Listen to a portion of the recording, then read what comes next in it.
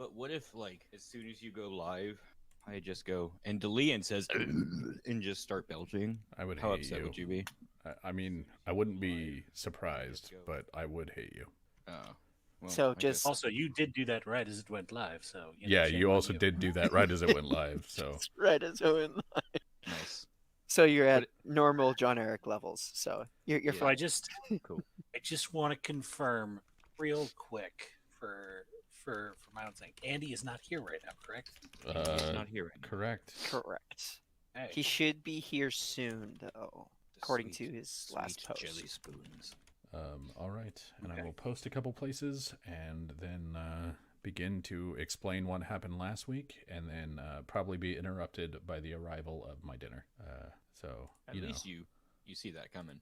yeah, it's Danielle left to grab foods. So at some point, I imagine she'll be back with him, or it was just one of those leaving for cigarette type deals. She went to go out get some milk. cigarettes, she said 2 weeks ago. My wife went to get some milk and cigarettes, and I ain't seen her since. So thirsty. We really needed the milk. Got calcium deficiency now. Eric, did you just subscribe to the channel? Yeah. You're my first sub. Thanks, man. Oh, I've never hell actually yes. had a sub. Dude, you're welcome. Well, it's also because I got affiliate and also thanks Travis. I got affiliate 2 weeks ago. But yeah, I don't even fully know how this shit works. So Hey, the good news is I'm also getting ads. That's a plus. that's There's perfect. that.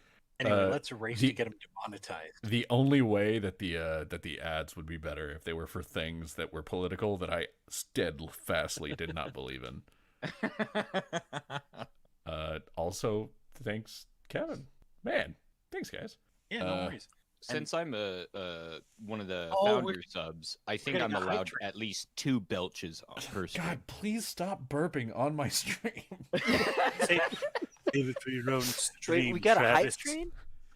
There was a podcast I used to Oh, listen you should to sub.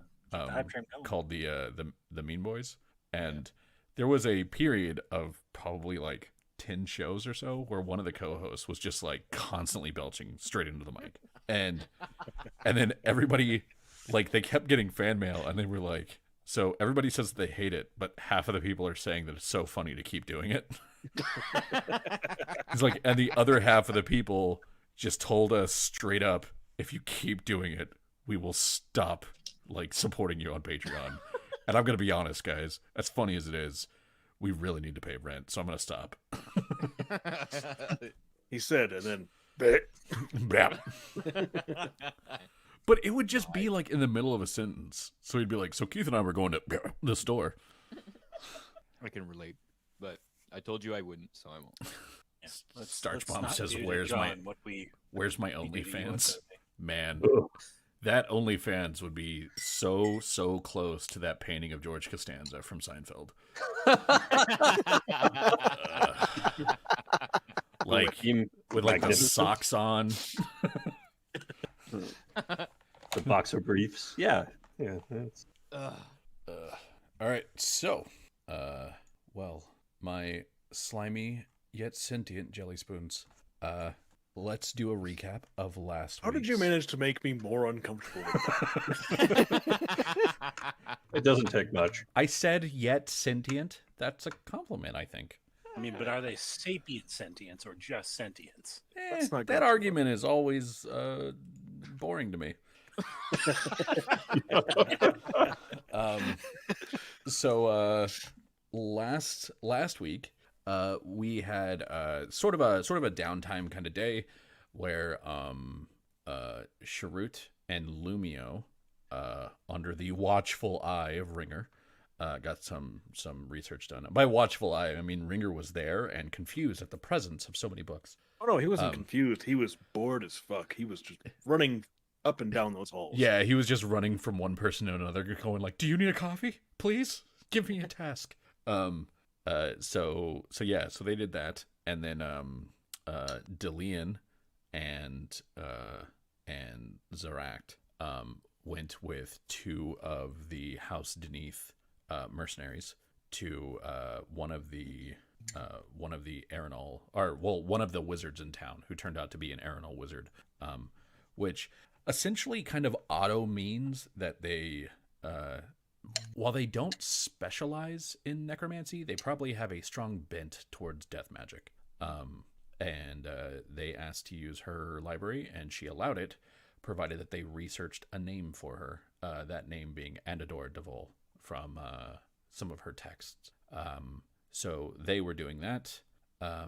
Before all of that, the group put Gruddick on the ship, finally.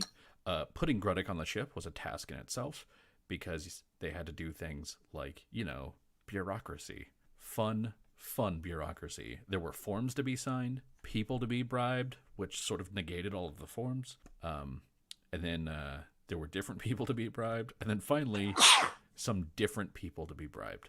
And then Gruddick got put on the ship, and he's off. He's moving from, so that everybody understands the trek that Gruddick is taking. He is going from Starlasker. That's the wrong one. I need a line. He's going from Starlasker over here to the Moorholds. Specifically, he's going to Sornath Hold, which is right about there. So Gruddick is going to be having a fun old time on the airship.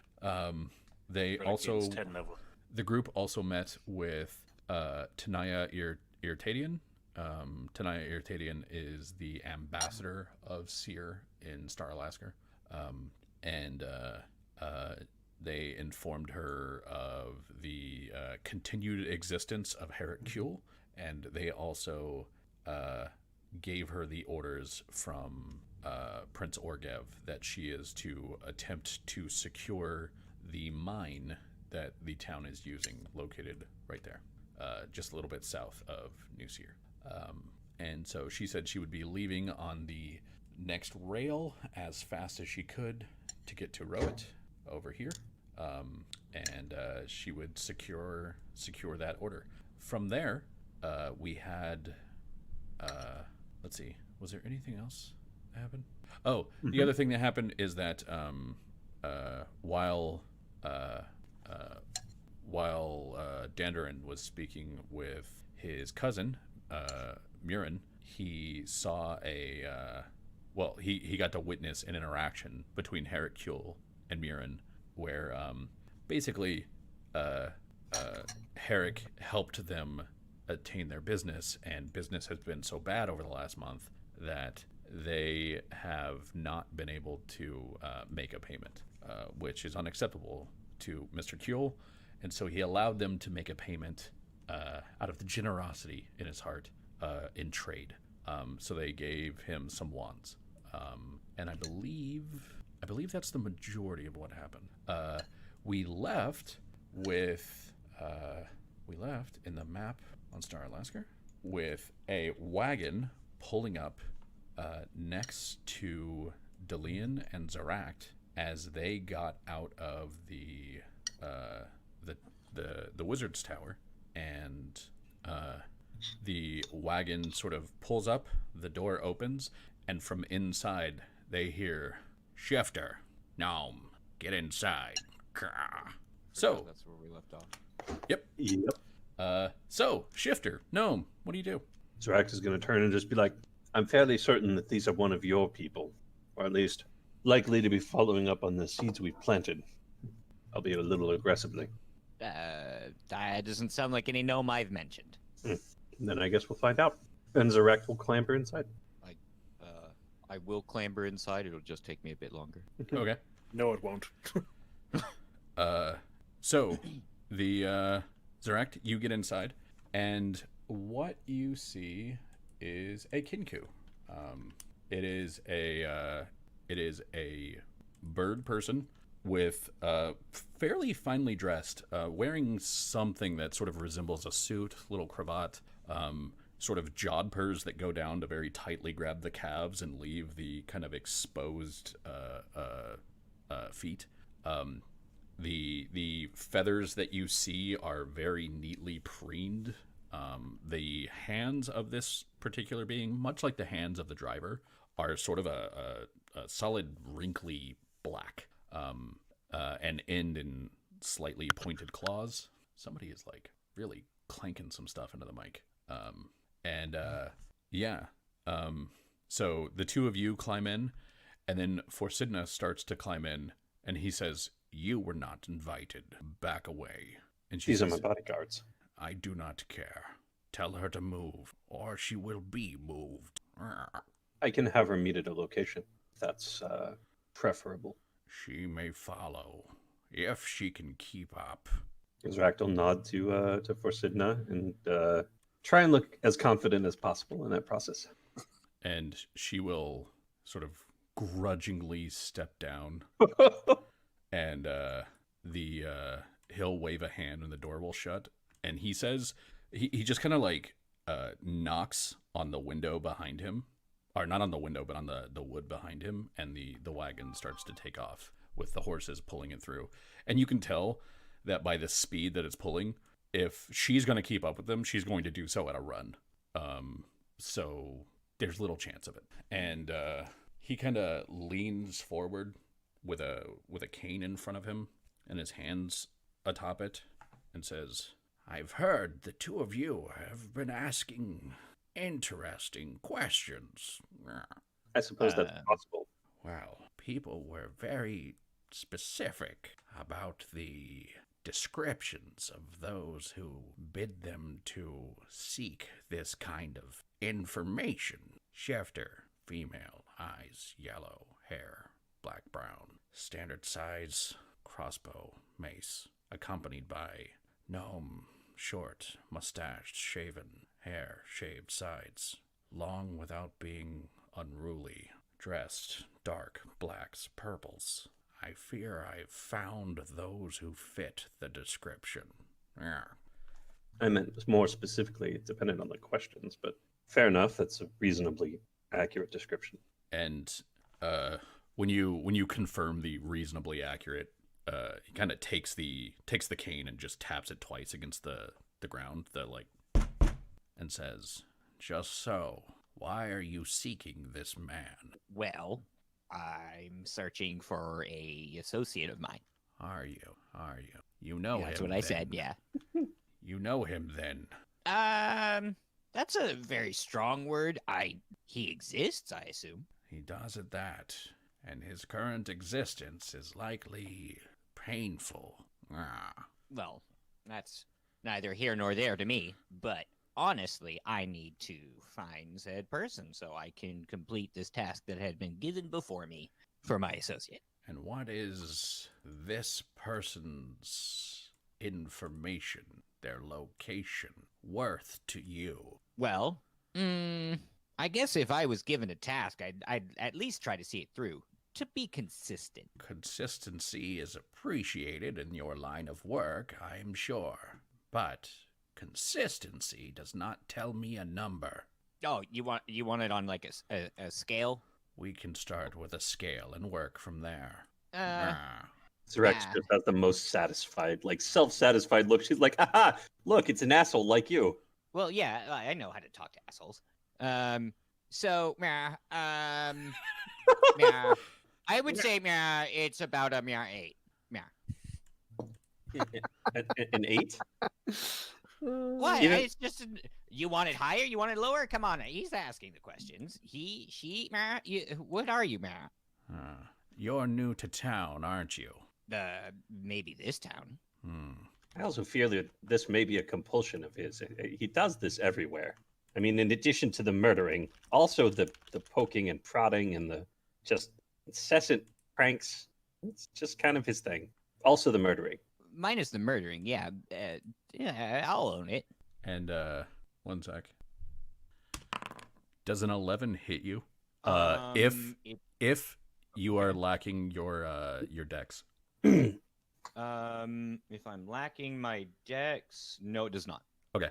So he says, and one of the hands, like he basically removes the top hand holding the cane and turns his other hand to you, and you see a very nice ring on his middle finger that has a ram's head. Mhm. And then the ram seems to sort of manifest out of the ring, like literally manifest into a sort of ghostly ram that just Yeah. shoots forward. And just in time, you duck, and it blows a hole through the back of the wagon. I'm not gonna pay for that. You did that. And he says, "If you disrespect me again, I will ensure that 1/4 of you is buried at each of the cardinal gates of this city. Okay. Well, point taken. I won't. This wagon is nothing. You are nothing. I am treating you, someone who has earned nothing, with respect that is clearly exceeding your station. You would do well to learn who to play your games with. I am Okay. not that person." Then who are we speaking to? There, a good question. And he says, "My name is Gloa. I am Gloa, White Talon of the Black Feathers. Mm. We heard of your quest for answers. Answers are what we do. Would you like to get those answers, or would you rather revel in your jokes and your ignorance, as your kind does?" Mm. I like this guy. Delian, I don't know about you, but he's very forthright. He's got excellent points. He seems Well- like a good person. Basically, I always do a joke up to a point. You've shown that I've exceeded it. I'll step back, and now we can get to the actual thing. Yes, I would like to know the answers. We run a business. You may have your answers in exchange for either work or gold. Which would you choose? Well, depending on how much gold you're asking for, it might be work. Well, if you want work, perhaps I can think of something that would bring your answer to you. I know what has befallen your comrade. It's something that, sadly, has befallen this entire city. But I can tell you where to go for it. And you and your men, excuse me, your people, Thank you. can find your friend and also do some work for me. Is this amenable? Otherwise, the price, if you would choose only to pay, I would gauge this information at 250 gold. Uh-huh. Yep, it works just fine. We will have to go to one of our houses for you to sign the contract. Okay. There is no trust in the word of a gnome. Understandable. We kind of have that effect.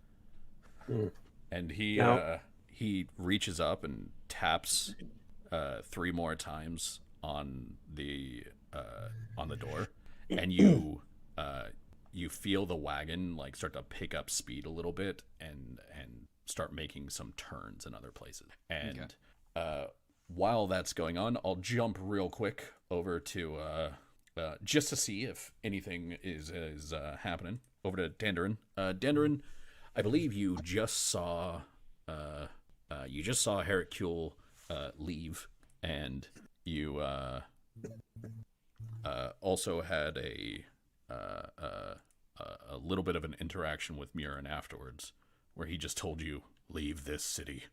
Are you doing anything else of note tonight? Well, my cousin said to leave the city, so I guess I just. Well, I'm out. Fuck this shit, I'm out. And then he's gone, and we don't have a dwarf anymore. It's weird. Bye, everyone. Good luck. I guess I'll head back to meet up with the others. Since I've met with the cousins, I've got a lot to mind, and also I've got a bit of a queue and got to get on it. Start making things, as it were. Okay.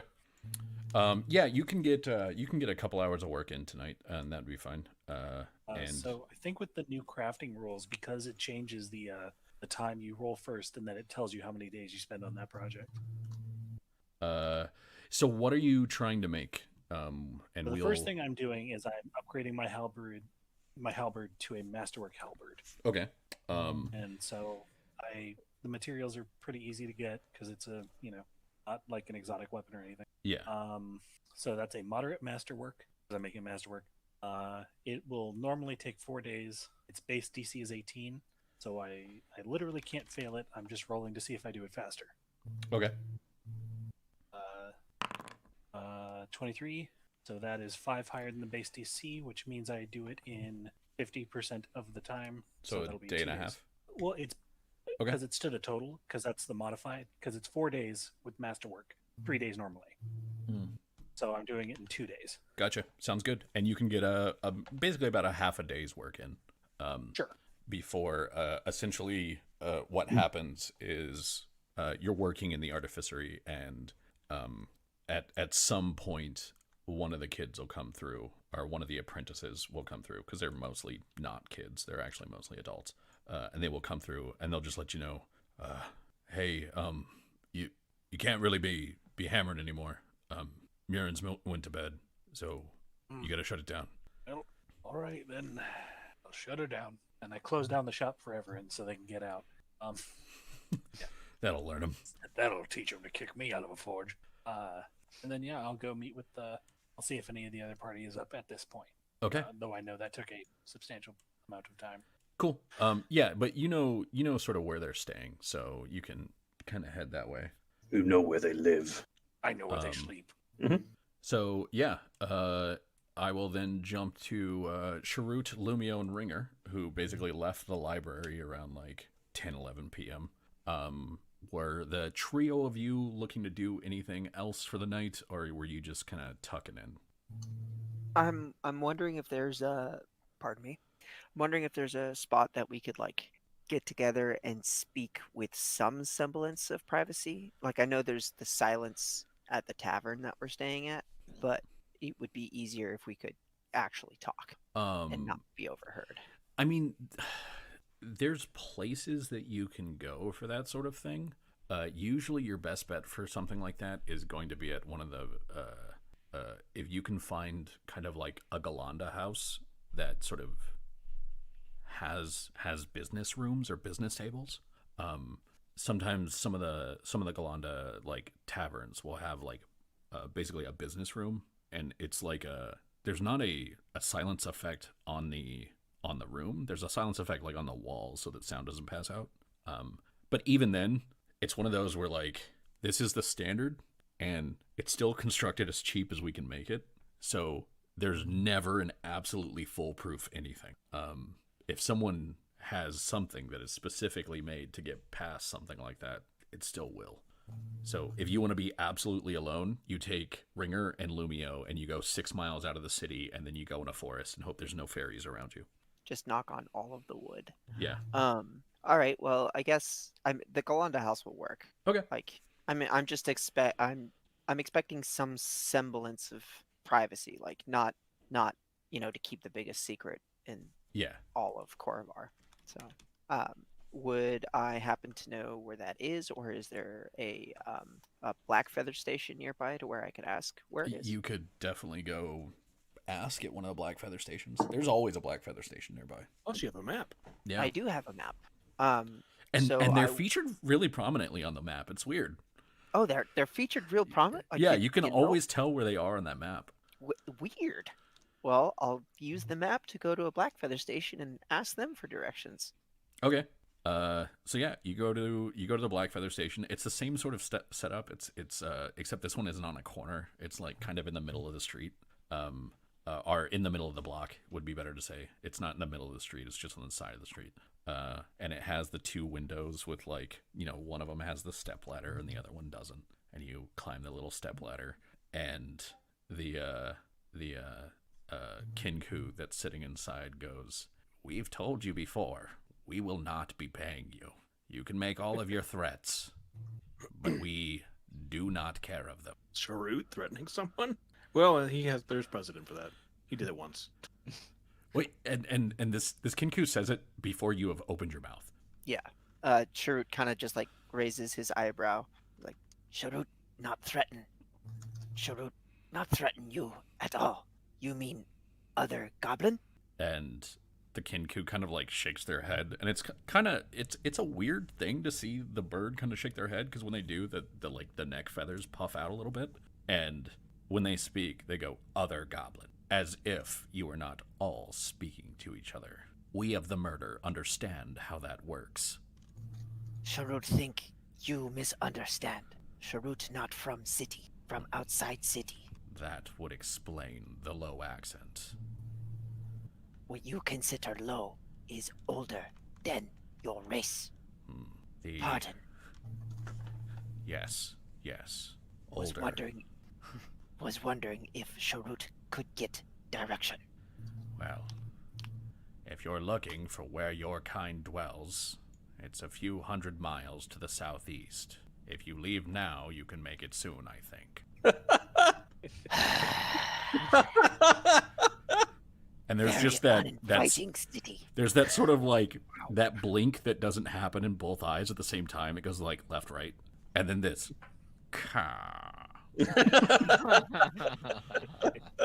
If done making poor joke, Sharut would like to know where, and he rambles off the name of the supported house because I cannot remember it. Galanda. Galanda. And the black feather like crosses its arms and it goes, "Now that's insulting. That was a fine joke." Ah. You seem confused about who Sharut is. Only presume confused about what comedy is. And they reach forward and they grab your map and they pull it to them and they spin and they say, "What manner of service are you looking for?" Sharut They would like each have their own specialties. Sharut would like meeting with discreet meeting with friends here, along with other companions. Hoping you could also send message. Who specifically do you not want knowing? Would Sharut? I don't think Sharut would kind of like know the answer to that question because he doesn't know the power players in the city. You know exactly one name. I know exactly one name in this city that's a scurry name, and that's about it. So you guys have gone over some stuff about this place. You know that the Black Feathers are their own sort of power player in the city. They are an information brokerage. They're also kind of like a notary brokerage sort of thing. Like deals made in the city tend to have a Black Feather overseeing them more than a gnome of House Civis. That's how much power they have here. Like, it's not necessarily that their word is law, but they are trusted. But they're also like information brokers. You know about the unions and the various guilds. So the difference is typically that like a guild has house backing, like from the Dragon Marked houses, and a union doesn't. So like the difference between the like Couriers Guild and like, I don't know, the Mailman's Union would be that the Couriers Guild has Dragon Marked house backing and the Mailman's Union doesn't. Not that the Mailman's Union is a thing. But you know that there's guilds and unions. You know that Herrick Kuhl is probably a big name. And you know that everybody thinks that you're involved with something because you have had that reaction 3 times today. Yeah, like that's something that I'm fairly certain Sharut has already picked up on. Is like they're making this assumption. This has happened too many times. So I guess he would probably say in a lower voice or in a quieter voice, would prefer not to draw attention of one Herrick Kuhl. Also prefer keep out of earshot of thieves. If that's the case, then you might not be looking for a Galanda house after all. The halflings are known for their fine foods, but not necessarily for their enforcers. And the halflings in this city, well, they have thieves of their own, not unlike... And he kind of like waves a hand at you. You would be better suited in one of the murder's establishments. At least there, you would understand that people are listening in, but you can pay for their silence. How much silence cost? It depends on if you want it to be permanent or just delayed. Permanent is more, but we will respect it. A delay, typically a handful of the old human's head each day. So a handful, he means like, Yeah, like 5 to 10. which I mean, I suppose a delay. No, I think it depends on what we find. Where shall we find one of your fine establishments? Don't try to suck up to me, Goblin. I know that you don't mean it. And Sharut tired of people. Sharut's tired of being lumped in with city folk. and he says, "Strange how that could happen here in the city." And he takes one of these the thin sticks that they have and dips it in the ink, and he circles a few places on your map. And he says, "Those would be the closest ones that would have what you need. The price may seem steep, but we do mean that no one else will know. Those of the murder do not break their word." Can I do a sense motive? Yeah, sure. Go ahead. I just kind of want to know if we'll see how the sense motive pans out. Oh, it's not too bad.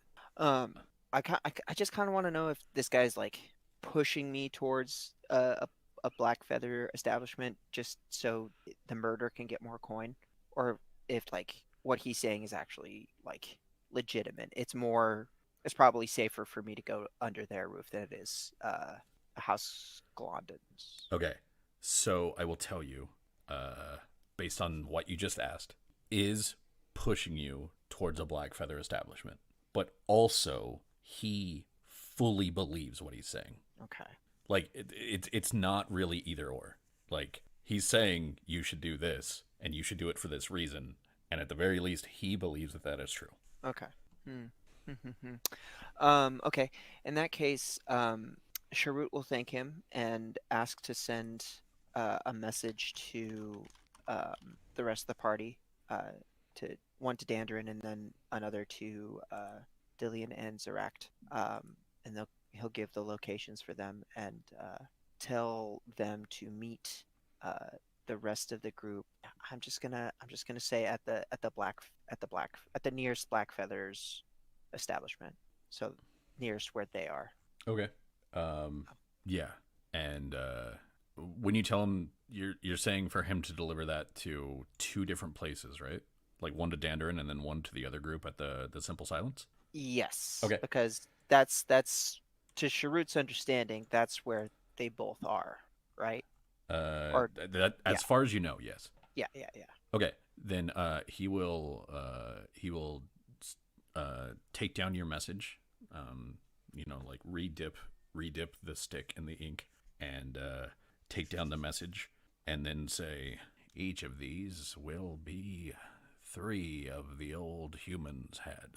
And he kind of like holds up 3 feathered fingers, little wrinkly things ending in claws as he's talking to you. So 6 gold total. Yep. Sharut will toss in an extra gold, and say, "Sharut, very tired of being lumped in with city goblins. Can explain reason why such vitriol." And he looks down at the coin and then at you, and he just taps the counter a couple more times. He tosses in a couple more coins. We'll say 4 more coins, totaling up to 5 gold. Yeah. And he'll say, "What does the word Dask mean to you, Goblin?" Knowledge local. Yeah, you can give me a knowledge local. Does it sound goblin? It sounds goblin. It also sounds like it's not fully a goblin word. Okay. But yeah, go ahead with knowledge local. Knowledge local. At 15, you know that Dask is a pretty violent gang that is, from what you had heard, mostly located in Sharn. Sharn being kind of like the iconic city in Eberron and in Brayland. And they are also apparently here, and he thinks that you are part of them because their members tend to be the, quote, monstrous races. It's a... The word is kind of like a combination of words from Goblin and from Giant. And does Shrewd speak Giant? I do not believe so. Let me double check. It's fine. He does not. It's so you don't know what the name means, but you know about them. And basically, it's a gang that reportedly originated in Droam. So like to pull you to the map so that you know what I'm talking about real quick. You are here in Starlasker. Like, see that spot? Brayland is all right here. Droam is over here. Droam is like it's like one of the two, I guess, countries in the map that is not recognized as a country anymore, or not just anymore. Like, it's just not recognized as a country. Even though they are trying to legitimize it, the Treaty of Thronehold very specifically would not recognize Droam as a country. So you know that it's Dosk is a group of monsters. So like it tends to be goblins, tieflings, gnolls, hobgoblins, maybe even the occasional ogre, maybe something worse than that originated in Droam. That's what you can get with that. And this Kinku, and apparently pretty much everybody that you've talked to thinks that you're part of it. Okay. And so he says the word, and when you look, not in, or we'll go back to, he says the word, what does Dosk mean to you? Sharut no particularly violent gang from Durham, but Sharut not part. Are here in the city? They are, and expanding rapidly. Assume causing issues for Blackfeather. Assume correctly, and not just for me and mine, but for most. The guilds, the union, the refugees and the citizens, the soldiers, the priests, the farmers. Anyone who does not immediately kowtow to Dusk might just end up disappearing, or might be made into a message. I understand that you have some knowledge of Kuel. Kuel was the fastest wrong thing to happen to this city, but he is not the worst. Not by far. Not yet. Sharut understand where vitriol come from. Good. Was there anything else you need? Hoping could avoid such vitriol, at least from Blackfeathers. Can help? Well, there's nothing really setting you apart from any other goblin, is there? Same red, slightly damp skin. Gross. Same ears, flicking at flies. Forget Sharut. Charming demeanor.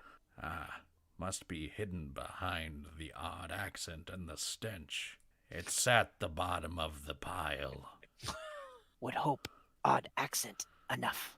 And, so the Kinku says something, and to you, to you, Sharut might not recognize it, but to Ringer and Lumio, who are sort of standing nearby, here's what happens. You said what you said. Go ahead again. Sharut think odd accent be enough. And he says, Sharut think odd accent be enough. And it is you. It is your voice. And he says, not necessarily. Such a thing can be mimicked. By Blackfeather. Anyone with enough skill, really. If you want to set yourself apart, well, it would take more than just requesting it. That's not how a reputation is built. Become noteworthy, and maybe everyone else in the city won't just treat you like one of those Dusk thugs. Appreciate information. Hey. And with that, I think they'll head to the Blackfeather establishment. Okay.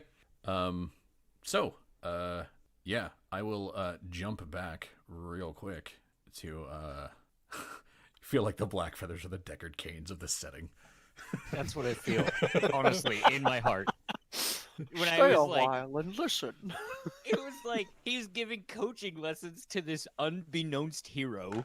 No, he's basically Shrewd's like, I want everybody to be nice to me, and he's like, then be worthwhile. I know, which kind of Deckard Cain does. Be a goddamn hero. You could be a great hero. Hero? Why are you calling me this? I never. I don't know your name. It's just as insulting as when they like have Deckard Cain go, and you will be the savior of our town. And you could tell like he's looking down and going, barbarian. It's like, people usually use that word as an insult, man. That's anyway, back in the wagon. Oh, look how fancy he is. Isn't he just the fanciest? Dude, I did not know I was in the presence of Dapper Dan. I told you he was wearing a suit. I know, but like He's a I didn't pretty know how he bird. wore the suit. And look at the elegance and the posture. The posture. So, to Zaract and Dillian, who are back in the wagon with Gloa. Gloa says to you, Dillian, he will essentially refuse to give out any information. You can talk if you wish, but the actual like, where is Yelphus, what is going on? He will either say like, wait until it's signed, or just, basically go like, Yeah, like he'll probably ask once, and then they'll wait till it's signed. He'll be like, okay. At that point, Zaract is going to lean in and just, hey, it sounds like you're looking for a group that's more than just our gnomish friend here. And you've made mention of, well, everyone else that is around him at this stage. But to be honest, I don't think any of us have a stake in the information you're offering him. no. Which isn't to say that we couldn't find some level of agreement, but I think that those particular levers need to be discussed. Well, he wants the information, and he plans to act on it. The two of you seem connected at the hip. Are you going to let him go on his own? See? And you seem, at the very least, from what we could find, respected, if not liked, by this little group of yours. So, I imagine we tell him, he acts as he will, and the rest of you will go. Or we tell him, he acts as he will, and he dies in the process. Either way, we've gotten what we want. Someone willing to act. Zaract just turns with the widest smile, just the biggest grin. It sounds like I could solve all of these problems just by doing nothing. Meh. You don't seem much like the do-nothing type. Those who don't tend to come armed and armored. Those who don't dress for... And he kind of like looks down at himself and then looks at you and he goes, comfort. Practicality is of much greater importance. There's nothing practical about carrying a bedroll in a backpack in a crowded city. Of course there is. That. I have a feeling that you and I are not going to find agreement on this subject, but... Of course not. You think you're better than I am, and I know that I'm better than you are. Well, you've got half of that wrong. No, actually, you've got the whole thing wrong. Now that I think about it, I don't think I'm better than you in the slightest. You clearly are someone who's managed a community, or at least gotten into a position to do so. And of all of the folk that you're referring to, I think I would respect that more than most. But again, now we're talking about personal subjects. And you haven't paid much for personal subjects. Similarly. So, the wagon sort of pulls to a stop, and he motions to the door and allows the two of you to get out first, if you would like. Cool. Yeah, sure. And you find yourselves outside, basically kind of a small little like speakeasy type of place. It's very much a little hole in the wall. You see next to it is some sort of place that is apparently selling handbags, and on the other side of it is like a meat pie shop that is currently closed. And his driver sort of hops down and pulls the hood back, and you see that it was another Kinku. It was a Kinku all along, and the driver goes to the door and pulls on the handle, and you guys are allowed inside. It's a nice, calm little atmosphere. There's sort of a prevalence of Kinku in here, but it's not like they're the only people here. There's a number of humans. There's a couple of half-orcs. There are a trio of full orcs at a table with an elf. Delian, when you enter, you see every bird head snap your way, and then Gloa enters behind you and raises a hand, and all the Kinku kind of go back to what they're doing. And he's just kind of like, not necessarily talking to them, but just sort of talking as he goes. And he goes like, it's fine. The gnome is a client. And he sort of walks past the two of you and walks into a room in the back. Very attentive, and I'll follow. Yeah. Zorak, you following as well? I will. As she's getting in, she'll say, I think that having misunderstood the situation, you might find what I'm interested in potentially trivial, but also perhaps something that we can exchange coin for regardless if you still feel that it's required, having heard it. I'm assuming that's to Gloa.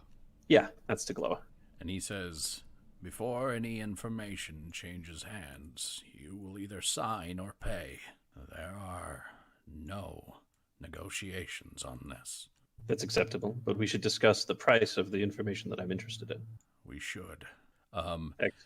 And he takes you to a small room in the back that has a, not necessarily burly, because Kinku don't really get burly. It's not like this chicken is fatter than the other chicken. But just more obviously thuggish. Somebody who basically is like a Kinku who's wearing a breastplate and is he's just one of those guys who clearly loves his bladed weapons, because he's got at least 10 knives on him and a sword strapped to his side. That is quite a few. And as Gloa steps past him, he says, if I need you, you'll know. And the one at the door just nods. And Gloa walks in and then kind of shakes off his coat and hangs it, and he sits behind a very small desk that has clearly some like risers on it, so that he's sitting at sort of a mid-height between someone who would be a halfling and someone who would be like full size. And he points you to a trio of seats in front of it so that the two of you can pick where you're sitting. Cool. Neat. And he looks to you, Delian, and he says, we know the location of your friend. What we want to know is what he found, and more specifically, where. We have some suspects, we have some suspicions of what he was looking at, but we want it confirmed. We are willing to tell you this location in exchange for you returning to us with that information. All right. I will try my best to get that information for you. Your other option, if you wish to explore that, is that for 200 Galifar, we will simply tell you the location and pray for your safe return.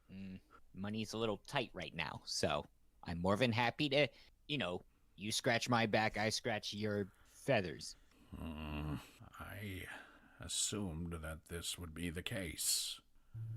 And he gets out a sheet of paper, and you see him dip this thin wooden dowel into an inkwell, and he starts writing out a contract very quick. And then at the bottom, he draws two lines, and one of them he signs, and the other one he leaves blank. and then he takes out some wax, and you see him drop or drizzle some wax at the bottom, and then he presses a ring into it, and while he presses the ring with one hand, he makes like an arcane gesture with the other one.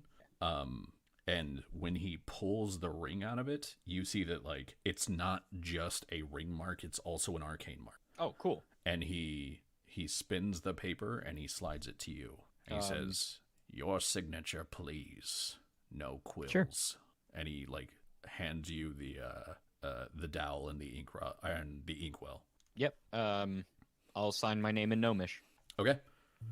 And he kind of looks at that like distastefully, like, but he takes it and he sets the contract to the side, and you see him grab what is basically like a handful of like fine sand, and he just kind of sprinkles it on there to assist with the drawing. And he says, "You seek the man, Yelphus, yes? Yes. Your man was captured breaking into a Dask warehouse, some sort of sorting facility for dragon's blood. We are not entirely certain of why he was there. We did not have enough time to watch him, but from the indications we've found in his room, I believe that he was seeking their recipe, trying to understand how Dask makes this potent drug.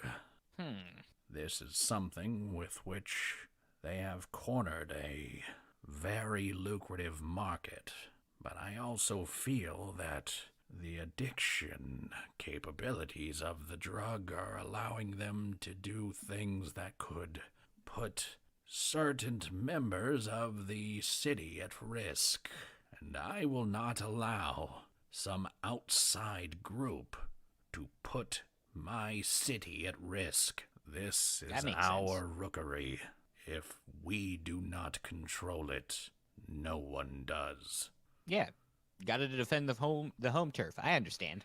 It is, from what we have been able to tell, well guarded and patrolled, inside and out. So how your man was able to get within, we are not certain, but we know that he is not currently being kept there.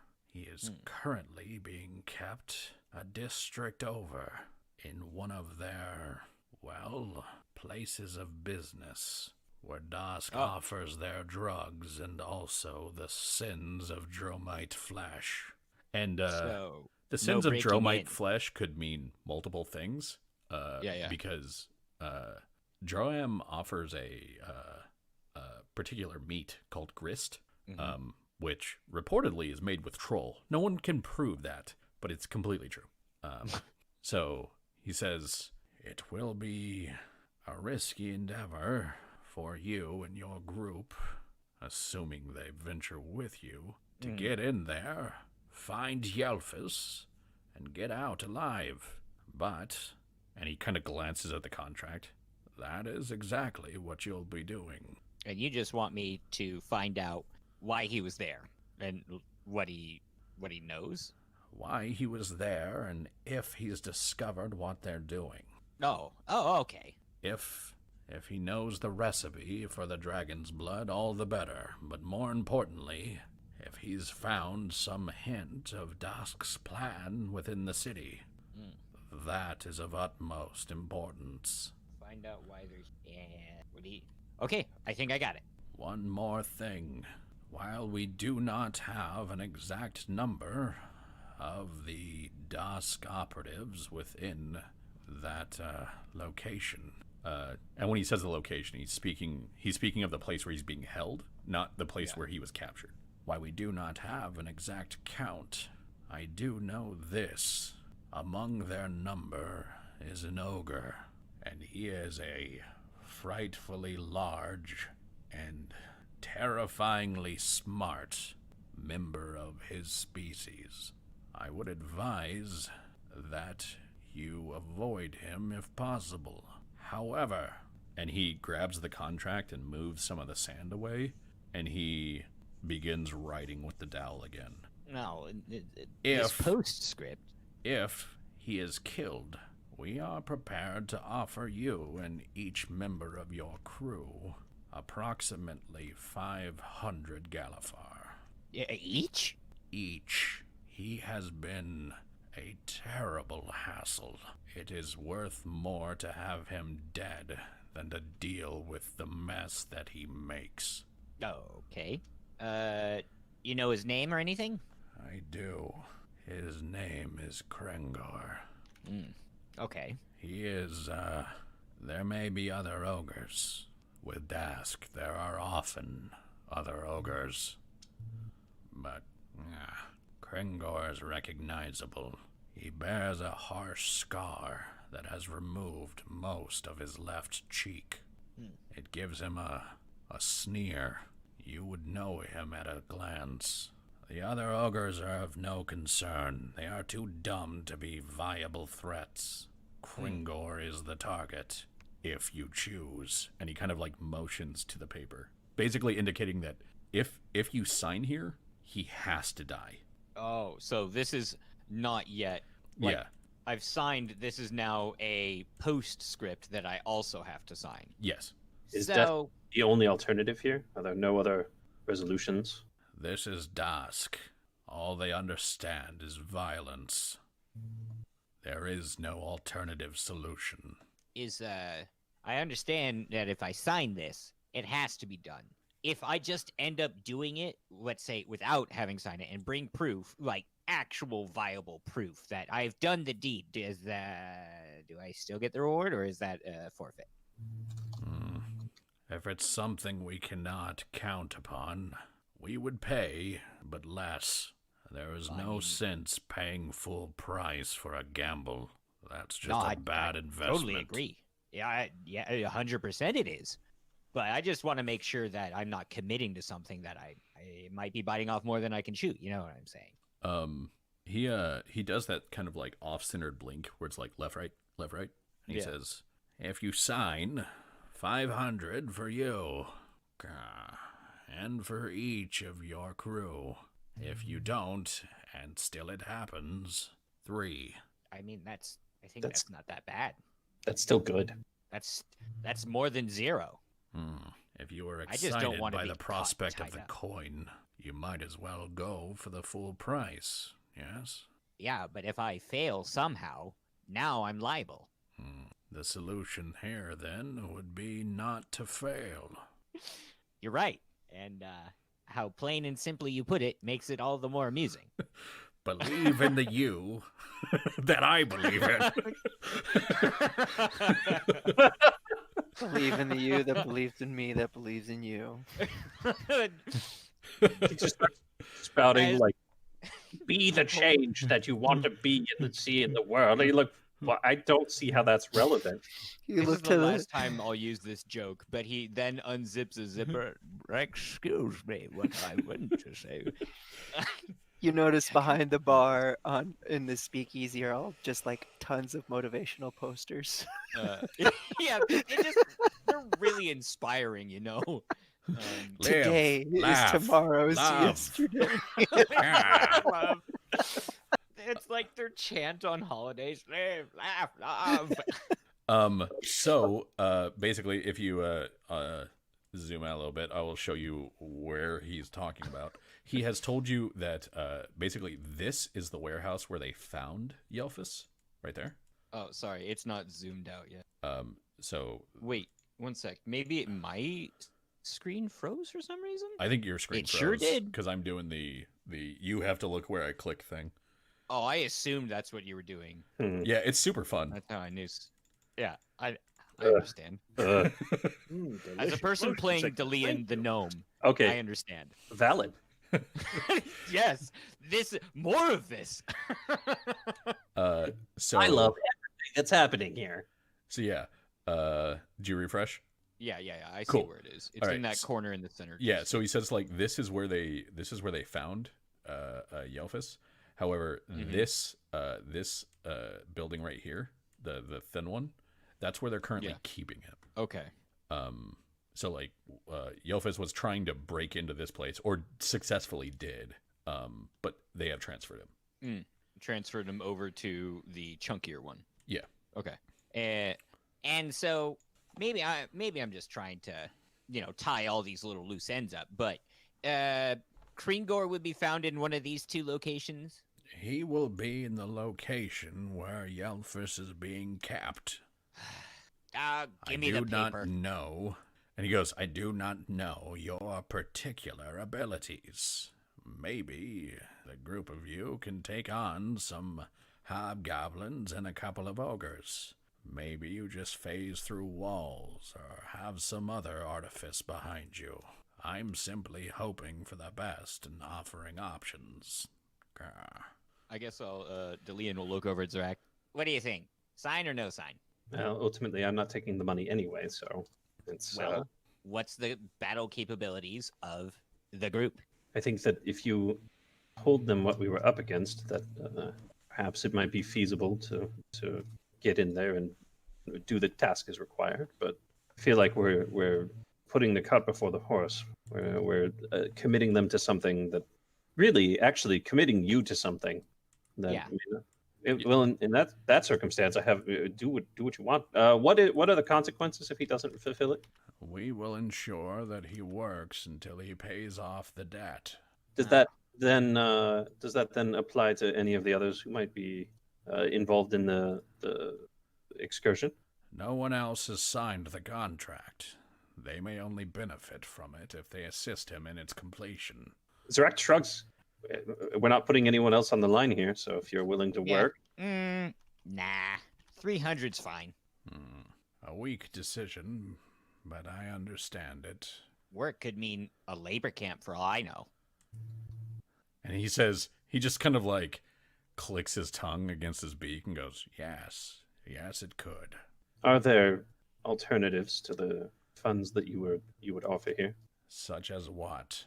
Well, it seems to me that you've managed to create and sustain a sizable community in relatively difficult circumstances, given the prevalence of guilds and other competing forces. Your experience or an equivalent, a cost equivalent amount of advice and insight of the process that you've been through would be of value to me. What you are saying is that if you assist the signee, you would exchange your reward for something else, for services instead of pure gold. Yes. That could be arranged, but we would ensure that you get only what is paid for. Of course. This is a business agreement. I'd expect no less. Well, then if we are done, and he turns to you, Delian, he says, it is likely best that you leave now. Okay, I think so too. This has been great. Just great. And I'm just slowly backing away. And, and he says, the guard outside will escort you to the door. Go. I'm going. Goodbye. Zarak will give like a little half bow and a wave and then wander out as well. Okay. So the two of you have moved a fair distance from where you were. You were down here when you left, and now that you are out of there, you actually end up kind of over here. So you're just far away. Like the ride took a bit. But hey, you're closer to the Simple Silence. And when you get there, there's a letter waiting for you from Sharut saying that the two of you need to go to a different Black Feather establishment. Well, time to get our steps in. Time to get our steps in. Fine. Let's get this done. You would think that... All right, fine.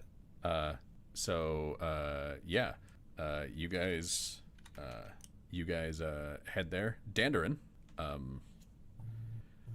there's you get a knock on the door right around the time that you're like closing down shop, and the apprentice hands you a note, and the note says it's from Sharut saying to meet them at a Black Feather establishment, and the apprentice is the dwarf woman that you saw when you first came into the artificery, and she says, I don't know what that says, but if it says that you're to leave, just understand that Murin's already gone to bed. So there'll be no coming back in until the morning. I understand. Well, I'll be back in the morning then, and I will head out. Go meet with Sharut. And as you like say that to presumably walk to your room and gather your stuff, she goes, might wanna grab an axe if that one's being worked on. City's dangerous at night. I've got a hammer. Ah, good. Always good to have a hammer.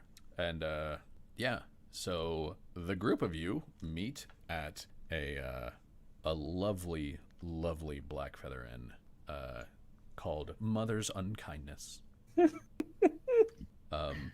It is the same sort of like general layout as the last one that you were in, but a little bit more poppin'. Like there's more people here. There's fewer Kinku here.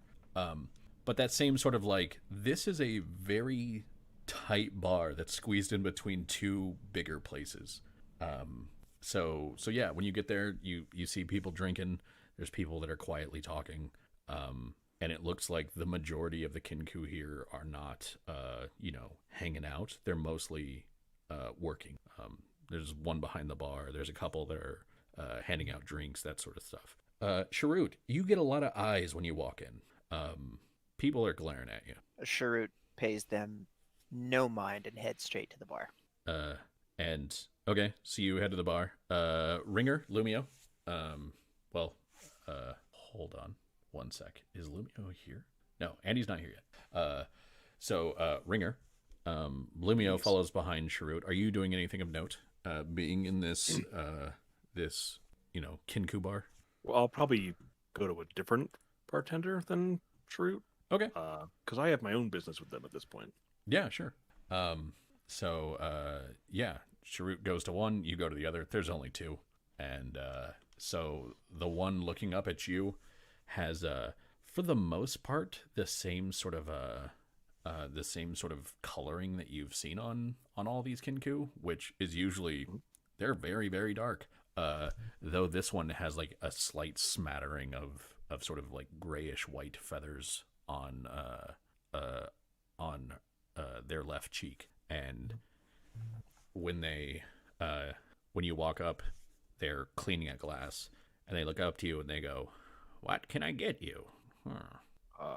Nothing to drink, but I have information business I guess I need to take care of. Buying or selling? I guess buying, but more along the lines of spreading misinformation, if that's something you do. We don't, but we know who could, if that's something that you would need. That is information I need. The unkindness does not lie. That's bad for business when you're known for your words. Sensible. I At will. the very least, I would like to make sure my presence here is at least delayed by a couple of days. And she like looks around and she says, "We can ensure that we say nothing, but you have come to a busier establishment. We cannot be sure that it will be completely silent. But come, we'll have you speak to one of the brokers, and you may tell your story to them." Okay. Sharut, you get the bartender's attention, and they look at you, and then turn away and like clean their glass, and then make some drinks for people, and then put those drinks on plates, and they sort of like look at you again, and do kind of the same thing. And then eventually, after like 4 minutes, they go, "What?" Sharut understand disdain, And he Good. he pulls up but is misplaced. and he kind of shows off his New Siren Metroline badge. Sharut not from city, not part of Dask. Curious if Sharut can perhaps get room for private meeting. You show off the badge, and the bartender goes, "I don't know what that is." It is symbol from New Seer. New in town. Been here 2 days. Then when you tell someone that you're not part of Dask, maybe a fix yet to the end of that. Sharut not plan staying on city, nor joining foolish group. I wonder how many people who are part of gangs ever really intended to join them. I imagine that's a low number. I imagine they have not same knowledge as Sharut.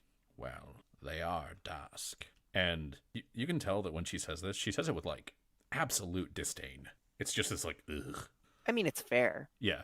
Like, he understands why these people would have disdain towards Dosk. Like, And she says, we can provide you with a room. Come, I will lead you to it.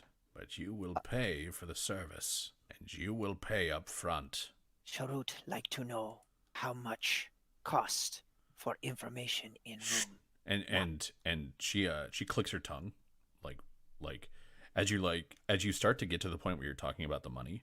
There's just this. I said follow. all right, he follows. And she takes you to the room and says, "What were you going to ask about money for your secret room in public?" Pardon. Again, new to city. Clearly. Sharut like know how much costs to keep information in room. Stay inside of room, not reach other ears. For how long? Indefinitely. And she kind of sizes you up and says, 100 Galifar. He'll pay it. Okay. Yeah, no questions asked. Right there, he'll just give her 100 Galifar. Okay. Um, Yeah, and then you hear her kind of like caw out something in Kinku. There's this like, and then these two Kinku, each of them that are kind of like attired the way that I described the enforcer and the other one, go and they stand outside your door. And she says, I don't know what secrets you plan to tell here by your lonesome with just you and your warforged. Sharut But expecting visitors. who? Sharut describes Dandrin, Zeract, Dillian, and Liar, Soul, Ringer, Yeah. because they'll eventually join the room. And she says, accepted. Those beings will be allowed in, and no one else. Sharut appreciate service. You have the room for 3 hours. Whatever is said in here is your secret. We will make note of it, but this information is not purchasable. Am grateful. Thanks. Okay.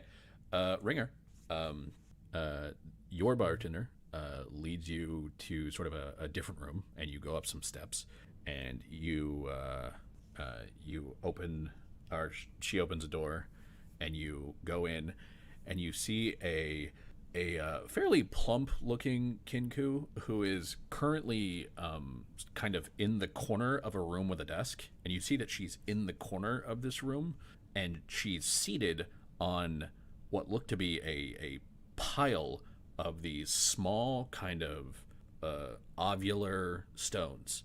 And the bartender says, Mother, this half-elf would like to speak with you about potentially selling information. And the Kinku woman gets up, and you see her kind of like smooth out her skirts, and she says, well, then let's speak. Come in. And she looks to the bartender, and she says, Shrezla, shut the door so this young Korvar and I can talk. Please sit. Would you care for something to drink? Not at the moment. Well, you seem to have information. Or you're buying. Which is it? Potentially both. Well, why don't you ask the question, and I will let you know if I can get you the answer. The first question is, who do I talk to about spreading misinformation? Untruths are not something that we typically care to deal in. I can That's why I'm direct not asking you to do it. I can direct you to those who will do it for you. They are mostly bards, willing to spin their tales and sell their stories, and they will sell whatever story you have for them for enough coin. But I will tell you the best. Lumio's here. Noah, can you catch up Andy over Discord real quick? Yeah, we'll pop into the other channel. Cool. Yeah, she says, but I will tell you the best. Those who will make your rumors last and find the right ears. And what information did you wish to sell? Do be vague. I can tell this is your first time. It's not so much information, but a contact, specifically myself. You wish to sign to the murder, then? Not exactly. I have, you could say, a unique set of skills when it comes to getting legal IDs. Not vague enough. You might as well have just said that you're a changeling. I'm not very good at lying. Clearly. Wow. I just heard thunder. I haven't heard thunder here in a long time. Yeah, seriously. Yeah, it's been, like 6-7 months? Like, Yeah. wow. Just, And that like, was serious shit, too. to the point where, like, I heard it, and I was like, was there a car crash outside? And it just kept going, and I was like, oh, shit, it's thunder. Yeah, she says, well, it is, posing as someone for identification papers is not necessarily something that we need in the city, as Someone else might. as many of those in the city bear our identification papers. Only those who expect to leave or to deal directly with the houses will need papers provided by Civis. However, there could be use for that, and it is potentially something that could, at the very least, get you a bit of work, though I cannot guarantee it would get you a lot. That's fine. I'm not doing that specifically for money. This is more of a potential trade thing. The other thing I need is to keep my presence here as mitigated as possible from Herrick Kuehl. And you see one of her eyes widen a little bit, and she goes, and what does Herrick Kuehl want with you? How many people do you know have told Herrick Kuehl no and lived? Not many. You're looking at one. Well, you know, if you wish to prolong your life, you could always just say yes. I don't even know what he's asking, but it might be the better option in the long run. He doesn't want anything from me anymore, other than to, punish me for saying no. Ah, you're the one that got away, and he's going to kill you for the audacity. That's me. Have you thought about assuming a different form? Or is this particular half-elf the one that This you've is decided the first on? disguise I've worn. Well, He has an unfortunate knack of being able to locate me somehow. maybe it's not his ability to locate you. It might be his ability to see through the act. Yeah, and I don't know when I'll be able to leave the city, so you can understand why I need this. All right. Let me draw up the paperwork. And she starts filling out some paperwork, and then she makes a couple lines and leaves one blank. And she says, this one says that if you are to provide your services for IDs, you do it expressly for the murder. You do it for no one else. As long as you don't do it for Herrick Kuehl, that's fine with me.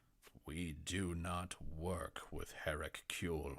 He is a beast, and he does not belong in our city. He does not belong in my city.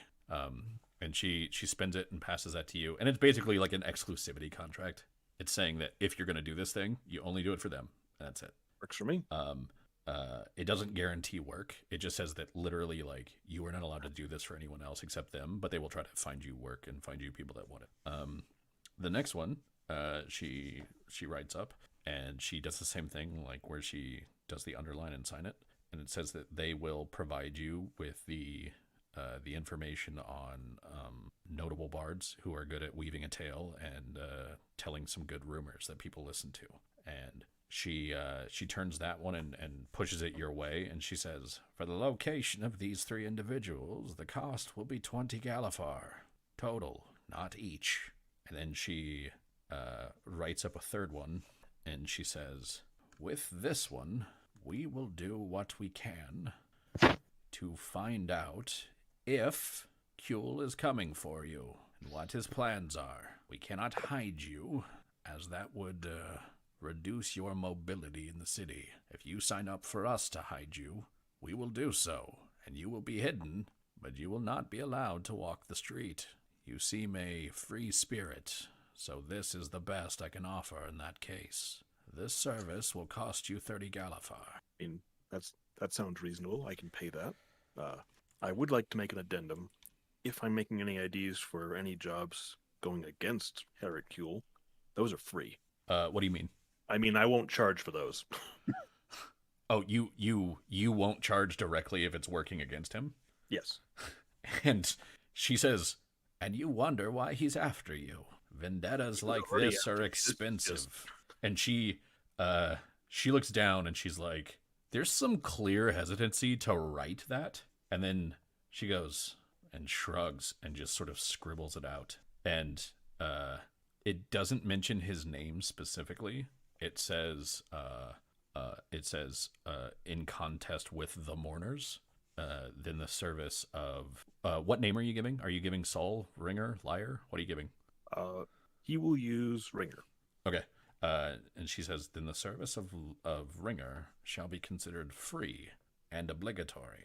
Not having to pay you means nothing if you can say no. Oh, don't worry. I'll never say no if that's the case. Good.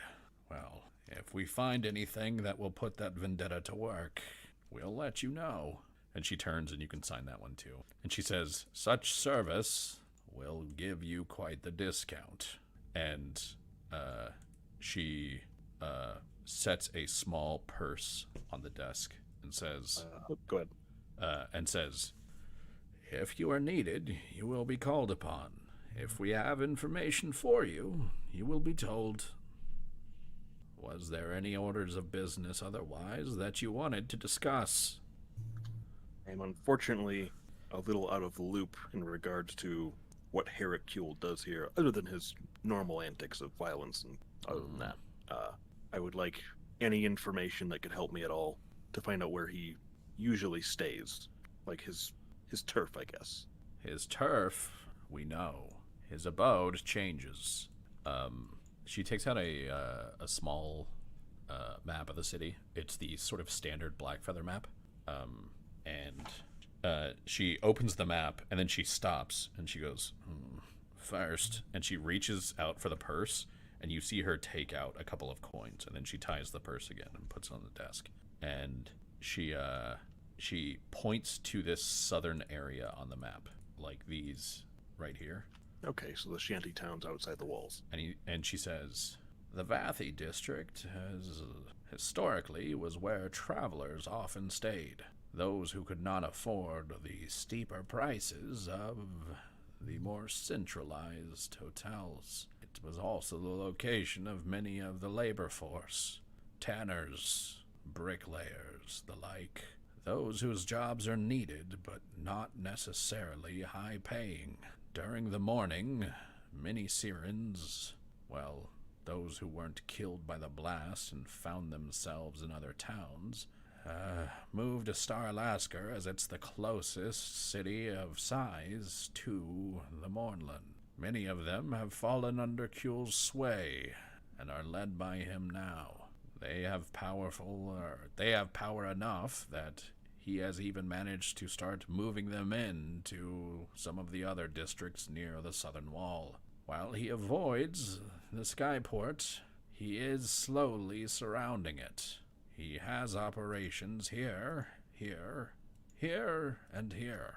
But many of his people are working for him more out of his power in their neighborhoods than from any desire to. He has thugs and enforcers.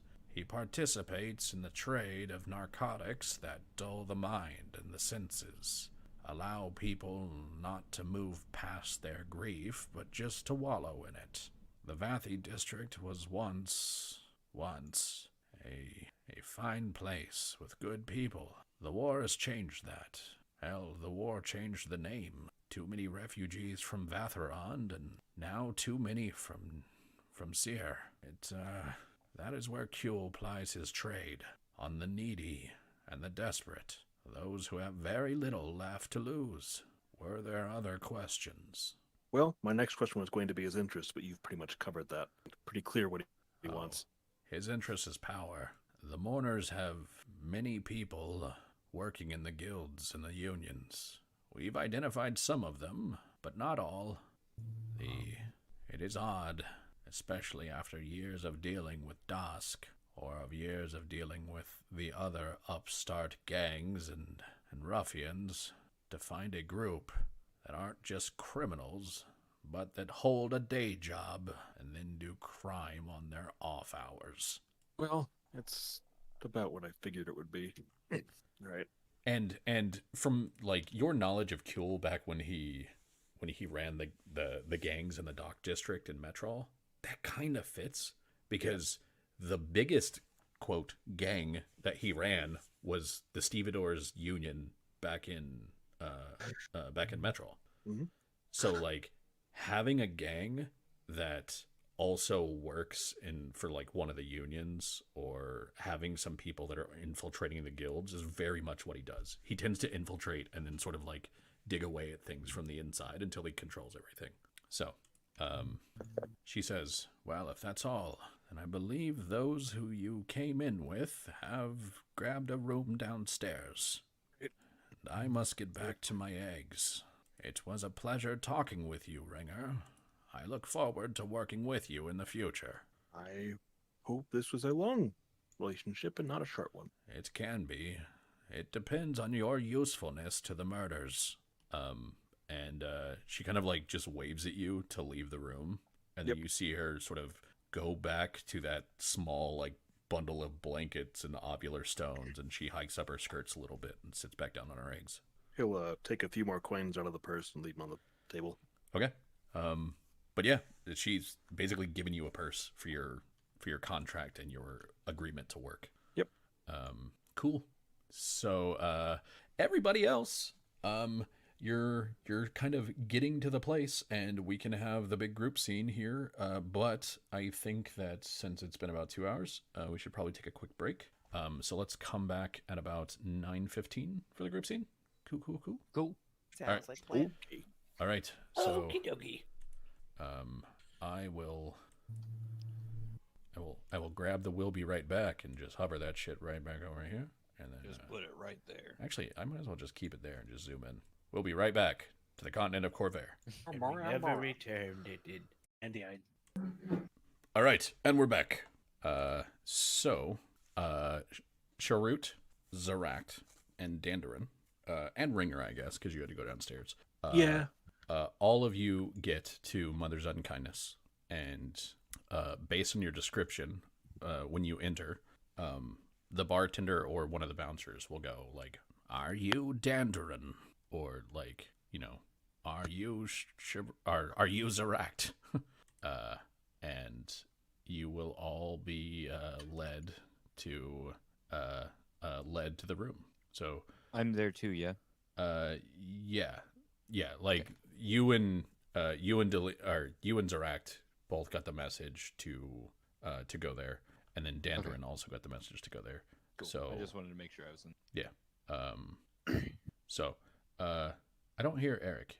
Eric, are you back? Are you muted? He's muted probably- at the moment. Okay. The ice. Gotcha. Cool. So yeah, all of you are led into the a back room at the Mother's Unkindness that has two pretty dangerous looking Kinku guarding the door. If one is to judge by the number of knives and the swords that they're wearing. Same and- style of knives and swords as the other. Yeah, it's usually they each have what you're seeing is that they each have a number of throwing daggers, a number of non-throwing daggers, and either a pair of short swords or a long sword. Okay. Very similar to the one that you saw at the other establishment. Okay. Cool. So, Sharut, you have gathered them here today. Wonderful. Okay. Sharut thought best if we got quarters where would not be bothered to share information freely. Have paid black feathers, so this is case. They will know what we speak of in here, but information will not circulate. Over past couple days, Sharut have been looking into situation regarding Frozen Throne. And he pulls out the map he has, and you can see that there's a crude circle around the what is it, the mausoleum, where the mausoleum is located. Hold on one second. My copy of the stream just went completely black. Same. Oh Same. yeah, I didn't know I'm if seeing that was on too. purpose or not. I just refreshed it. Got a I like Pokemon my Go ad. privacy. Is it Hang on. is it fixed now? Yeah, it's back. fixed. I can Yes, see it now. Mm, Okay. Yes. It looked like Streamlabs kind of shit itself there for a second, but now it's fine. Go ahead, Shrew. No. And you see the mausoleum circled on it. Before Sharut continue, I must make clear what I am about to say must not be shared. Also, what I am about to propose must be accepted, or else this not happen. Understand? I mean, okay.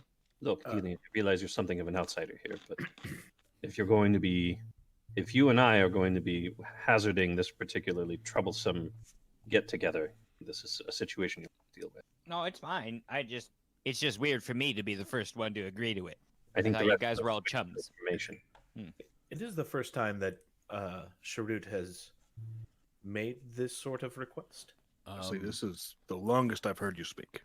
Yeah, I don't think that Shrewd has made any sort of please keep a secret type request of any of you guys before.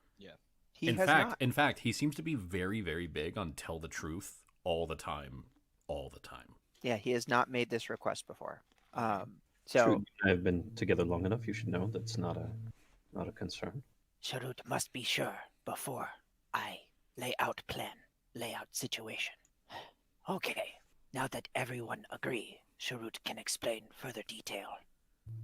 he puts his finger on the mausoleum. Sharut believe great riches in here from old Dakani tribe. Believe humans who excavated, thrown, not know what found. Believe more is in there. Know it is frozen over. Sharut suspect there is potentially another entrance. If not, we will have to gain entrance into mausoleum and break through ice.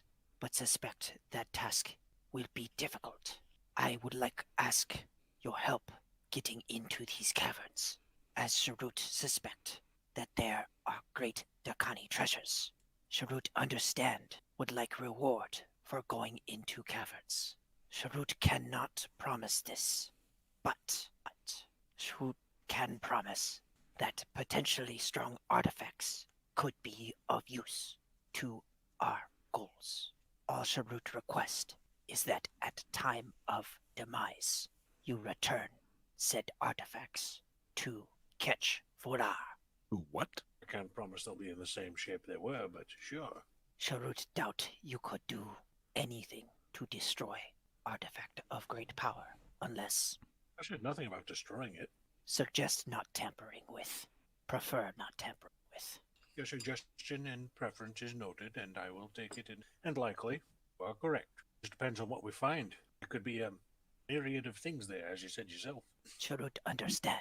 There's a substantial difference between an item that has great cultural significance and value and an item that has great practical, otherwise limited cultural value. Let Sharut be more clear on issue. Sharut suspect we find Dakani artifact. Potentially, I believe at least one should be there, maybe up to 4. These will be of great power and potentially of great use. They cannot and should not be reformed or try to be reformed. With that Fair said, enough. Sharut also suspect there are other arms and armor that could potentially be of use, but are of less value. All right. Well, I've got a bit of forging to do, but if you need to go quickly, I can put it on hold. How long would this expedition take? Sharut is unclear of the depths of caverns and has yet to find alternative entrance, but wanted to bring to group before Sharut continue investigation further. Sharut would need help. And he kind of gestures towards Dillian. Believe finding alternative entrance will require one that is a little more unseen as myself. Believe the gnome fits role. Okay, you're right, but still. Well, there's I mean, you're right, but that's hurtful. another complication there because your job isn't the only one on the table. Mm. Dillian, if you would, Yeah, yeah. So I got approached by one of these black feathers, and well, Zarak and myself, and we got.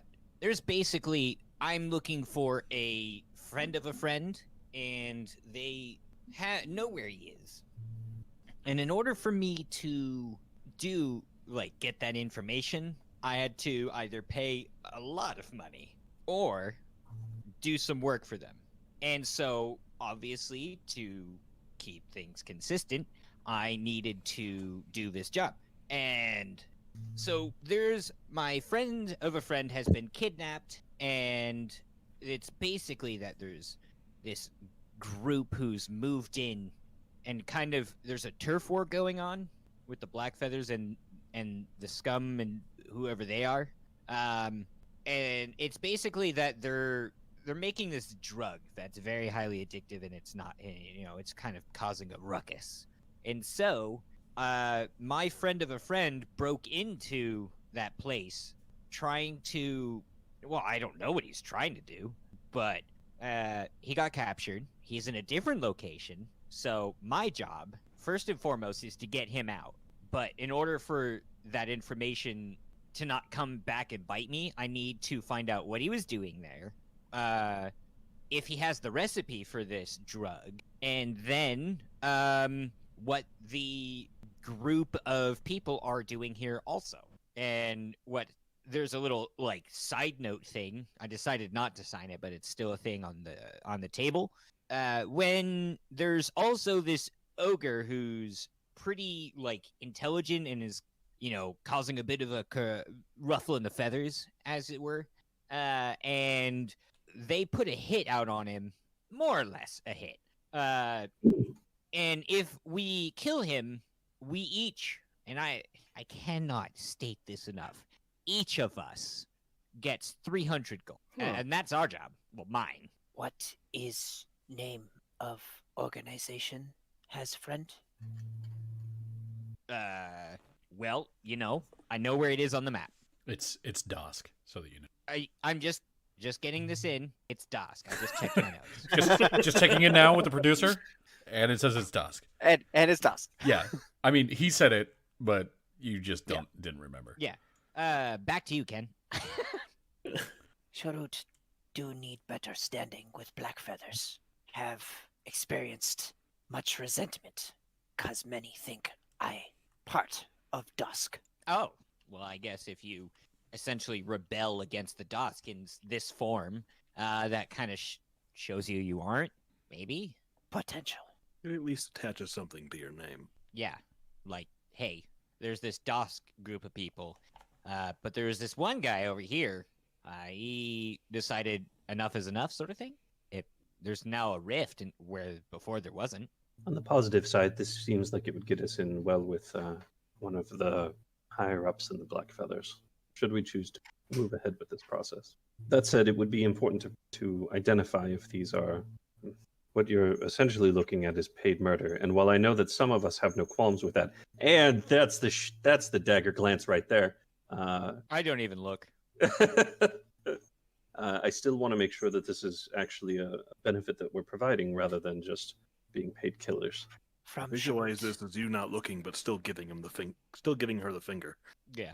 It's like- Essentially, this guy's bad for society at large. So ridding him off the planet is, sure, it's murder, but I just watched you guys gook a whole bunch of people, and hey. From information Sharut gather, Dusk have been large problem in city. Well, when you're using an Orger as your front man, that's gonna happen. More so than Eric Cure.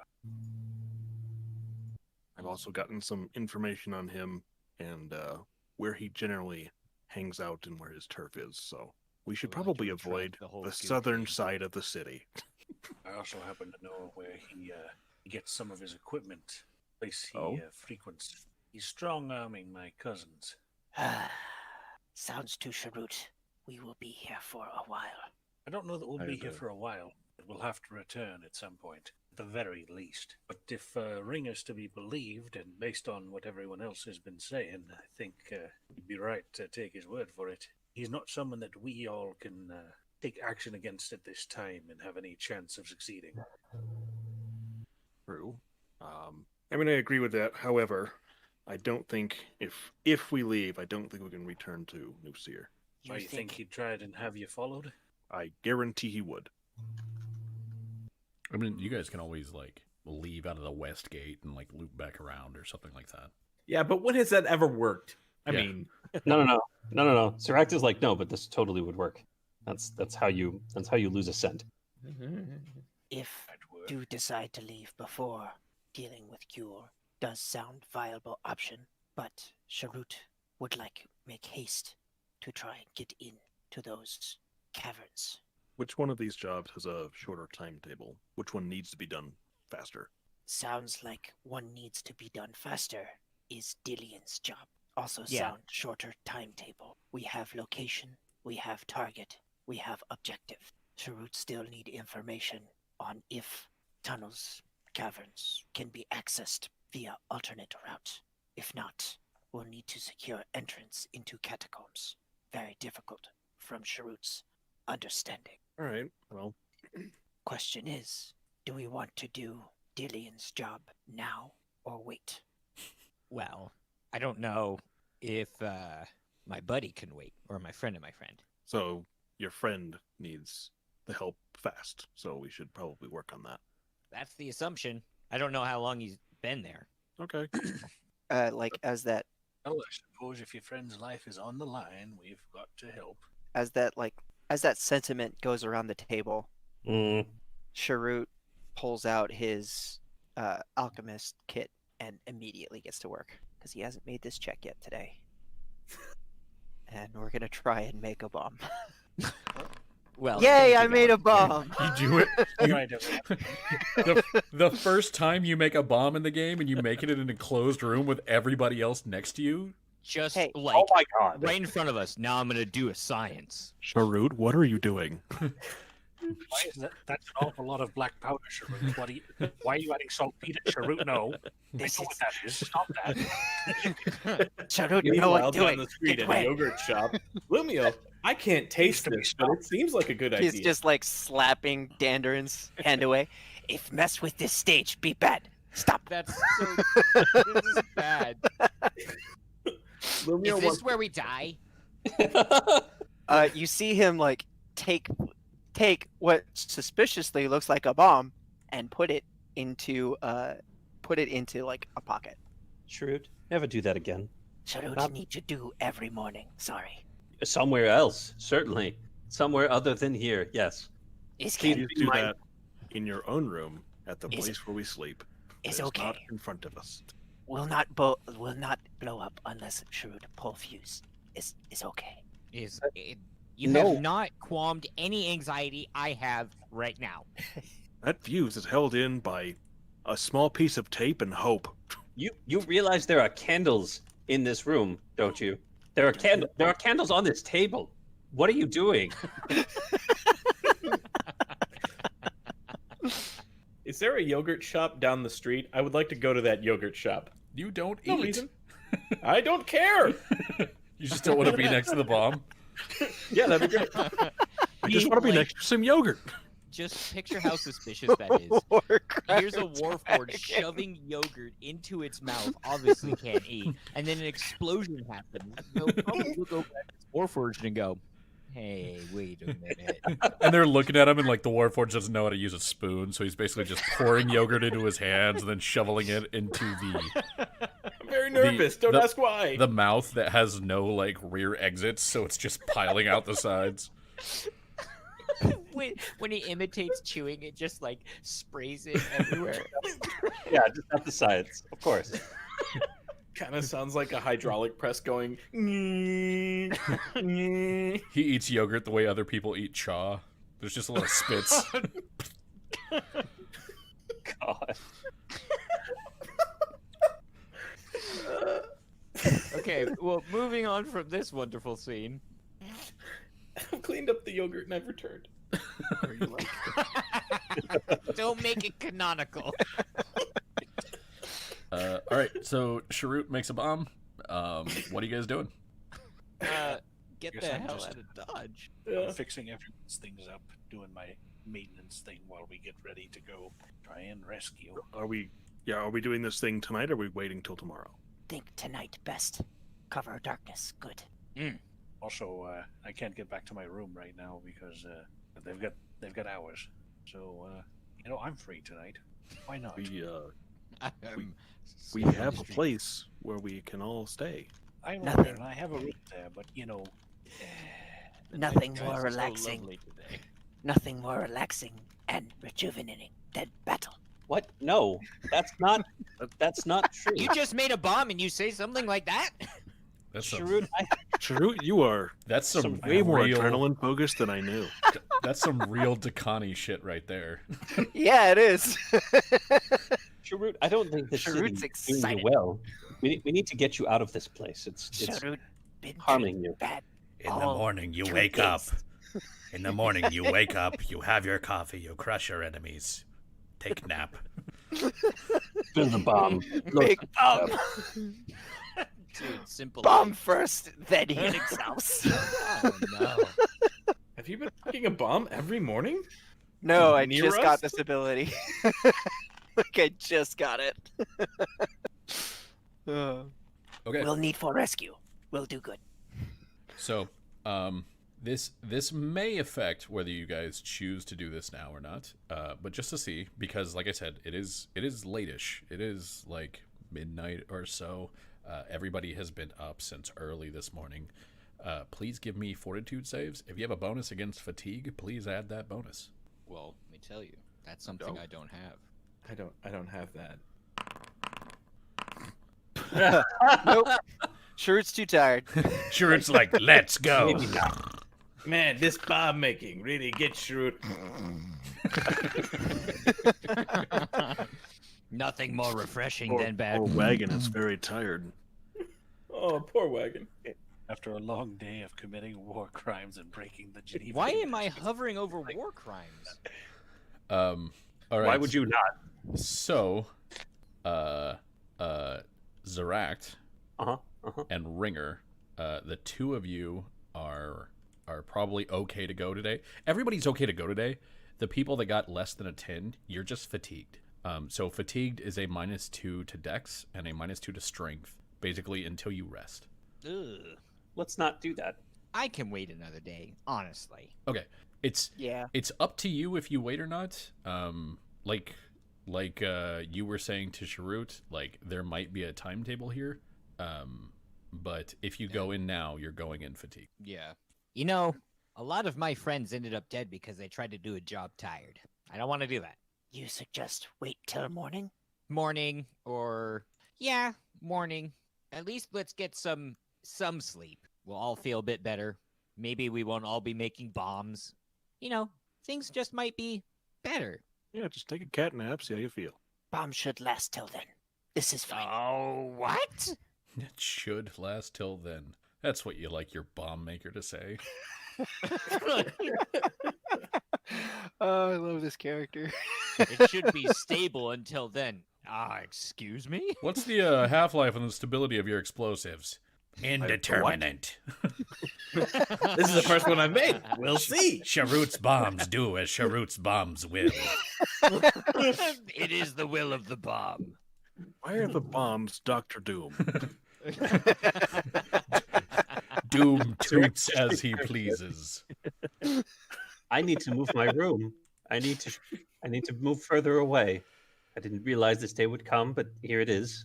Don't Now worry, you good won't time hear it. to now good time to tell Zorak. You won't. They are out of rooms in our inn. Don't worry, none of us will hear it.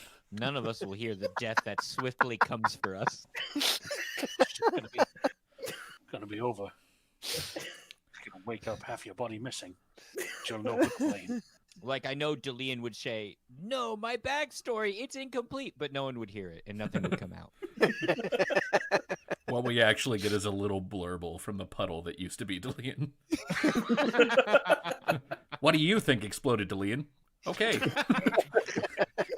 Good insight. How about you, Sharut? Sharut not know. That's fucked up.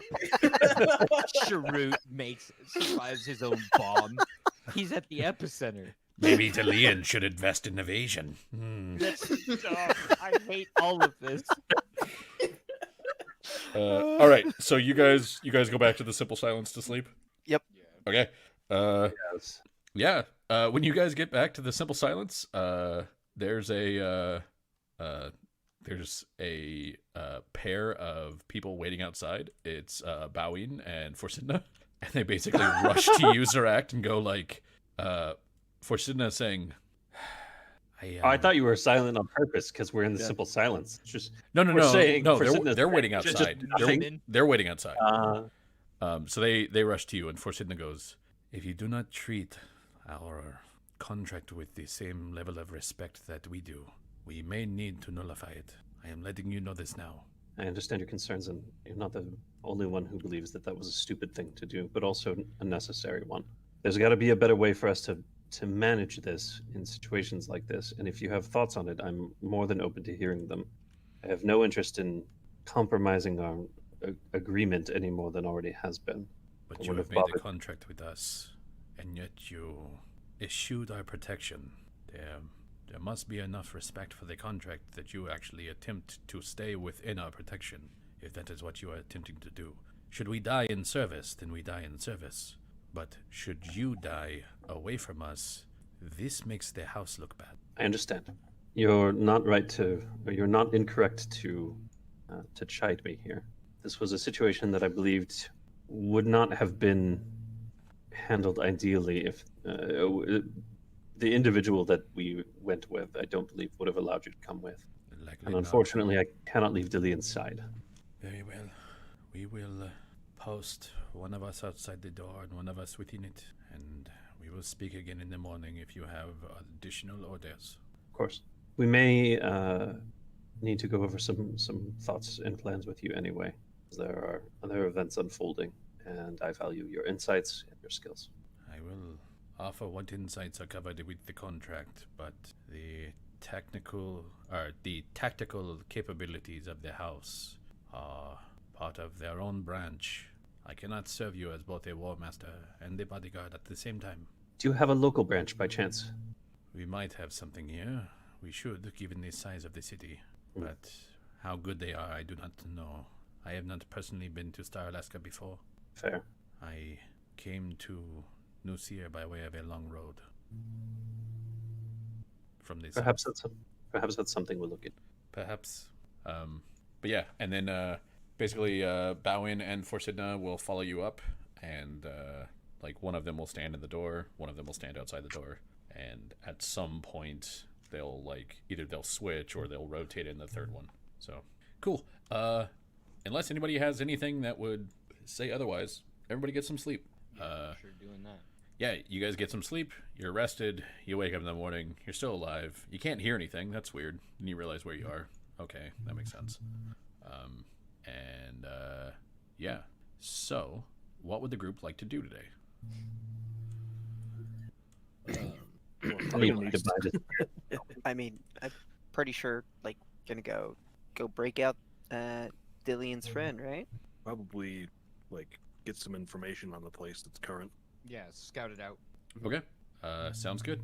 So, with that in mind, I will move the map to a different place. One second. Sharut will put 2 salves. Yeah, I'm expecting combat. Sharut will put Sharut will put 2 salves into bolt vials. I like that you were like, Sharut will put a... I had to think about it because it's like it's either I do the salves or I do a salve and the bomb. Yeah. Which I could do the bomb because it would be chicanery, but I don't need to do the bomb. So I also need to bind a spirit before we jump into a tactical map. Who you binding there, bud? Ugh. What are you Uh, king? What are you binding? What are you selling? I'll bind it at a high DC. I'll allow it. I have no token vision, if that's No. important here. I'm gonna re-download that game on my PS4. Well, maybe I will change some settings and you'll have it now. What do you like? How do you like that? Oh, Look, I could take a nap here. This is great. I'm gonna bind. I'm gonna cross-reference like 3 things at the same time. Therendor is Serania. Therendor. Serania is waxing, which is good. Yeah. So I'm gonna bind. Alzazadi, Okay. and I'm gonna give him 5 gold pieces, and as part of that to get the +2. Okay. Go ahead and roll. Yeah, I am trying to make sure that this roll is correct. I assume we've been fully healed since our last fight. Yes. Yes. Okay. That's why we took that nice nap a few minutes ago. 1 plus. Oh, Okay. Holy shit! wowie zowie. Super neat. Mediocre. Rookie numbers. That's actually. I think that's actually a +2 on top of it, but it's Break it. there. It is. So that is a good pact with Azazadi, and I have his things. Okay. So did you get the capstone? That is a great question. Do I have that? I do, in fact, get his capstone. Fantastic. Congrats on getting your first capstone in the game. Hey! Well done. Had to happen one of these days. To describe this for everybody else, not that everybody else sees it, but to describe what happened. In her room, Zeract. Actually, I guess Delian would be the one that sees Yeah, this. I would know it. He totally sees it. In the room, Zeract draws a symbol on the ground and begins to sort of sprinkle some gold in it, and then you see Zeract sort of like loudly burp, and a cloud of jade smoke escapes from her mouth. And then the smoke kind of floats down and transforms into this sort of ghostly jade dragon egg, which then hatches into a wormling. And Zeract and the wormling begin to talk. And then eventually, the wormling and Zeract reach some sort of accord, and the wormling just sort of jumps into her and disappears. I can't say anything because we're in simple silence. But kind of, Delian's like, I must be dreaming. Like, I knew this was a thing, but this is just sort of like, maybe it's just time to go back to bed. Yeah, like you're standing there. It's like you, Corley and Zeract, and they're just like, Corley's just like, what the fuck? I know, like the perfect. It's basically what. Yeah, that is pretty much the perfect gif. Mm-hmm. And I will It looks like Mike already posted it in chat. I will stop putting down lightning bolts everywhere. God damn it! and I will grab all the tokens. I will grab all the tokens that we need and stop grabbing lightning bolts. I'm like, I was trying to measure stuff, and I was like, well, I guess I have all these lightning bolts to measure stuff with. So for those on the page with the bar,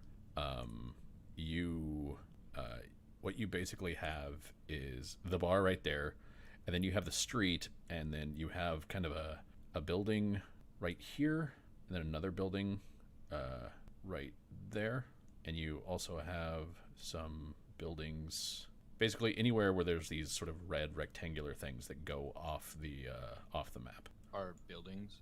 Yeah. Okay. So it's pretty closed in. Yeah, it is its own building. There's nothing else touching it, but it's not like it's alone either. Yeah. You know, It's just in a dense part of the city. yeah. What you're seeing is from outside. You're seeing looks like a 2-story establishment. There are windows both on the bottom floor and on the top floors. You see a hobgoblin represented by this fist, and an ogre represented by the much bigger fist. Oh dear. These are the tokens that come with the game, and I think that they're fucking hilarious. My fist is bigger. Yeah, I have a bigger fist. That's how you can tell I'm an ogre. Apparently, the ogres also say "Meh." The entire character. But they're just standing outside. The hobgoblin wearing what looks to be ringmail. The ogre wearing what looks to be part of a bear, maybe he skinned it appropriately. It's hard to tell. Ogres are weird. Yeah, you guys aren't exactly this close. That would be ludicrous. So yeah, this Safe is distance away. this is not that far. In terms of districts, it's in the same district as where you met Tanaya Irtadian, but it's a couple blocks over. Okay. So it's not that far from the embassy, like the Syrian embassy.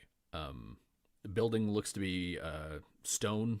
The building looks to be wood, with the only stone parts of it basically being the archways and the bits around the windows. Okay. And yeah, that's pretty much it. Well, this is the place, I guess. Huh. I don't necessarily just want to go through the front door.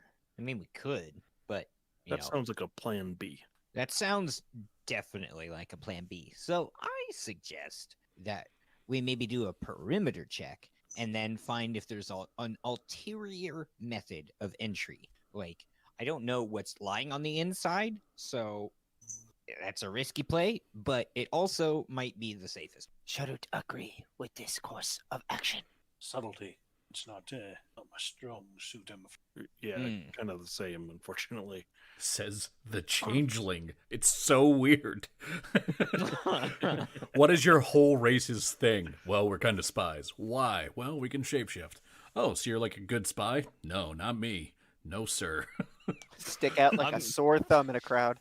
I'm the runt of the group. Keep shapeshifting into thumbs. Okay. Well, I guess here's some things then. So, how about Sharut, if you could go like one direction, I'll go the other. We try to find out something, or anybody who can necessarily not look conspicuous. Then we could find out if there's an alternative entry. So what I want, Dandrin, you look kind of inclined on how you know things work. I know you're a blacksmith, but I'm trying to do some mental stretching here. So this right here, and I pull out one of my hooks, like one of my grappling hooks and shit. Okay. I'm like, so this thing right here, ringer, I gave you one at some point. This is a hook and pulley. What you can do is you can attach it to someplace high, or anywhere really, and you can use this to sort of, we'll say, climb, or at least it'll help you, or if not, pull you straight up with all the armor you're wearing. I don't know. I used to live near docks, thanks. Well, mine's mechanized. Ah, interesting. Just to, Yeah. can I clarify something? What's up? This is a bar, right? It's a tavern that, I mean, you guys are coming here at like 9 a.m. Okay. It's not really a bar. Like, from what Delian was told, that is a front. Could you go in and order a meal? Maybe the meal would be questionable. Just with the Sharut rest of the beer pelt. Sharut kind of points to Dandarin. Dillian and Sharut do perimeter check. You order meal inside. See numbers. See posted guard locations. Yes? What you're going into though is like, what I'm trying to do is trying not to risk your neck, because I don't know the numbers in there, and if anybody catches wind of anything, or like I don't know how rowdy these people are, you just might end up fighting as soon as you walk in the door, and I'm trying not to cause undue damage, you know? If front tavern, doubt turn away paying customer. So long customer pay, do not cause ruckus. Believe we have no worry. I'm so glad that you are such a beam of positivity. We'll go with your plan because apparently I'm being too much of a cynic. Well, now I think there's enough of us. We could have two plans. Well, it both starts with, okay, so you guys aren't stealthy. Why don't you two and, all right, Zorak. So let's have a little heart-to-heart. I'm going to do a perimeter check. Are you going to follow me along and potentially bumble this plan? Or are you going to follow along and, like, work with the plan? Or are you going to go in and maybe help support your friends should they need it? Here's the deal. If you don't come back from that perimeter check, I will hunt you down. Well, on top of that, Sharut's going the opposite direction, so I'm just letting you know. We're talking theoreticals here. You're Yeah. asking for. Of course, I'm going to help my friends. That's what I'm here for. But simultaneously, I just want you to understand the consequences of not coming back. this is my friend that we're trying to rescue. If I don't come back and the friend's still in there, it just doesn't make any sense. Like I said, consistency. So, cool. I'm glad we're on the same page. All right. So, how about the rest of you go in and order what they pass for food here, and Sharut and I will do a perimeter check, and then I guess we will meet you inside. I've heard worse plans. Let's do it. All right. I've heard worse plans. Surely nothing can go wrong, and everything will go according. Look, When a you- yogurt shop. Hold on a minute. I have a thing I need to do. Leo, are you okay? I'm gonna go down here, away from your plans. Where'd the wagon go? You might need a plan C. All right. So I'm gonna move people into the groups that it sounds like are forming. It sounds like Dandarin is going inside, and Sharut is going inside No, Sharut is going. with Delina. I think Ringer checking and the perimeter. People who can't be stealthy are not going to be stealthy. Okay, yes. so Ringer and Dandarin are going inside. I'll go inside too. I'm talking. It's You're everybody go inside, but Sharut and me. and Zarax. All people are going inside. It sounds like the tall people are going inside. Yes, it's everybody who is over. Who's Yeah. Anything, everybody over 3'4". Just clears it. Oh, and as Oh, as 3'4". Shit, I'm 3'5". I gotta go inside. as the groups are sort of breaking apart into who's doing what, Forsidna sort of like slaps Corley's bicep and sort of motions, and Corley sighs and then moves next to you, Denderin, and she says, Mr. Soranath, I have a question for you, a request of sorts. And you see that she's basically out of uniform with the other two. Bowing and Forsidna are both wearing their chainmail with their shield. Corley's only wearing the gambeson, and she says, whatever happened a few days ago when that witch hit me with that blast, it seems to have damaged my mail. It can scarce hold together now. I was going to work with the gambeson and then get it repaired when we got back to town, but my cousin insists that I ask you if you might be able to take a look. She's not saying, like, take a look at it now, like, at some point when you can. Are you talking, but you've muted yourself? It doesn't say he's muted in Discord. Did he break his mic out of rage? Oh. Another fucking request! You. Oh. Hello? There Oh. we go. You cut out, and then it said that I wasn't connected. Ah. Did you get what I asked? No, I literally heard you be like, and Dandra, and then it was Perfect. Thanks, Discord. You're the best. Bam, bam. So, what she says, she moves next to you, and she says, Mr. Soranath, when we got into a fight a few days ago, whatever that witch did behind me when she hit me in the back, it damaged my mail. I was going to have it fixed when we got back to New Seer and have the House Beneath Smiths look at it and just work with my gambeson for now. But my cousin is where's your mail? insisting. Well, it's back at the tavern. I knew that we would not have time to get it altered before we came here, but I am good with the gambeson for now. But would you be able to take a look at it tonight, perhaps, and see if there's anything you can do with it, or whenever you have the time? How long would it take to go get it at this point? I mean, this isn't something that you can repair without a forge. Like, she's It's like super broke. she's not saying like, hey, I need you to fix 2 links. She's saying there's damage, like actual damage. Been fully sundered. All right.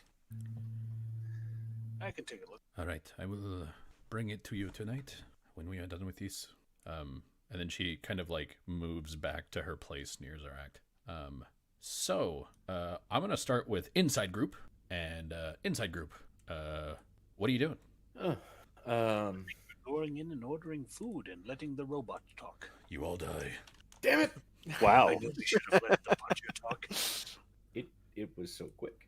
You should have let Sharut talk. He can shout at anyone. No, he just shouts at anyone. I Oh. don't know that he can.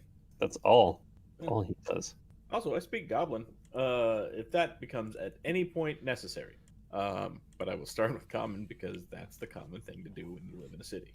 I've been told. Okay, so yeah, you step up, and the you guys have a fairly large and very well armed group. Even for Star Alaska, you have a very well armed group because everybody isn't just carrying like, oh, I've got a short sword, or I've got a big knife, or I've got a gaffer's hook, or whatever. But like, you have armor too, and you have 3 marked members of House Deneath with you. You are clearly not the typical group.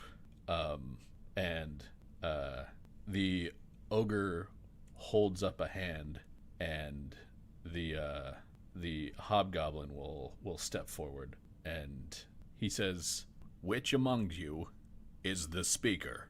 Ah, that would be me. Approach.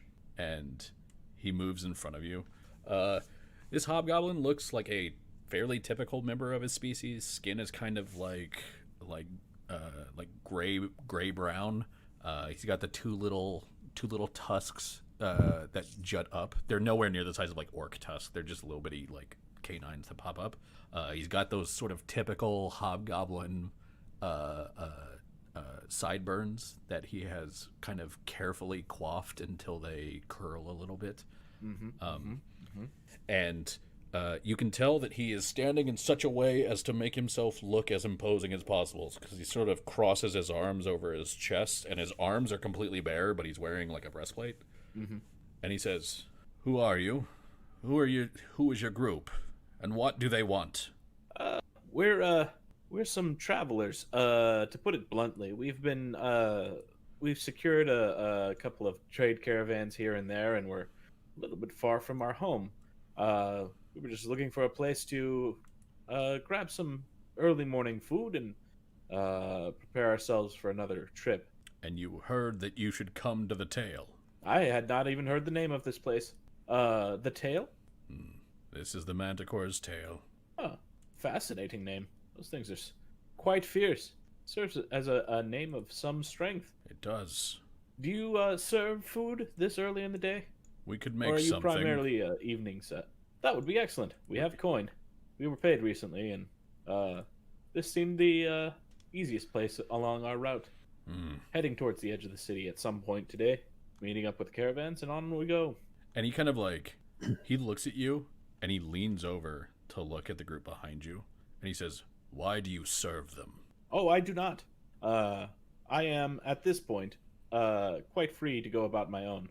I am a bit unusual in that I speak many languages.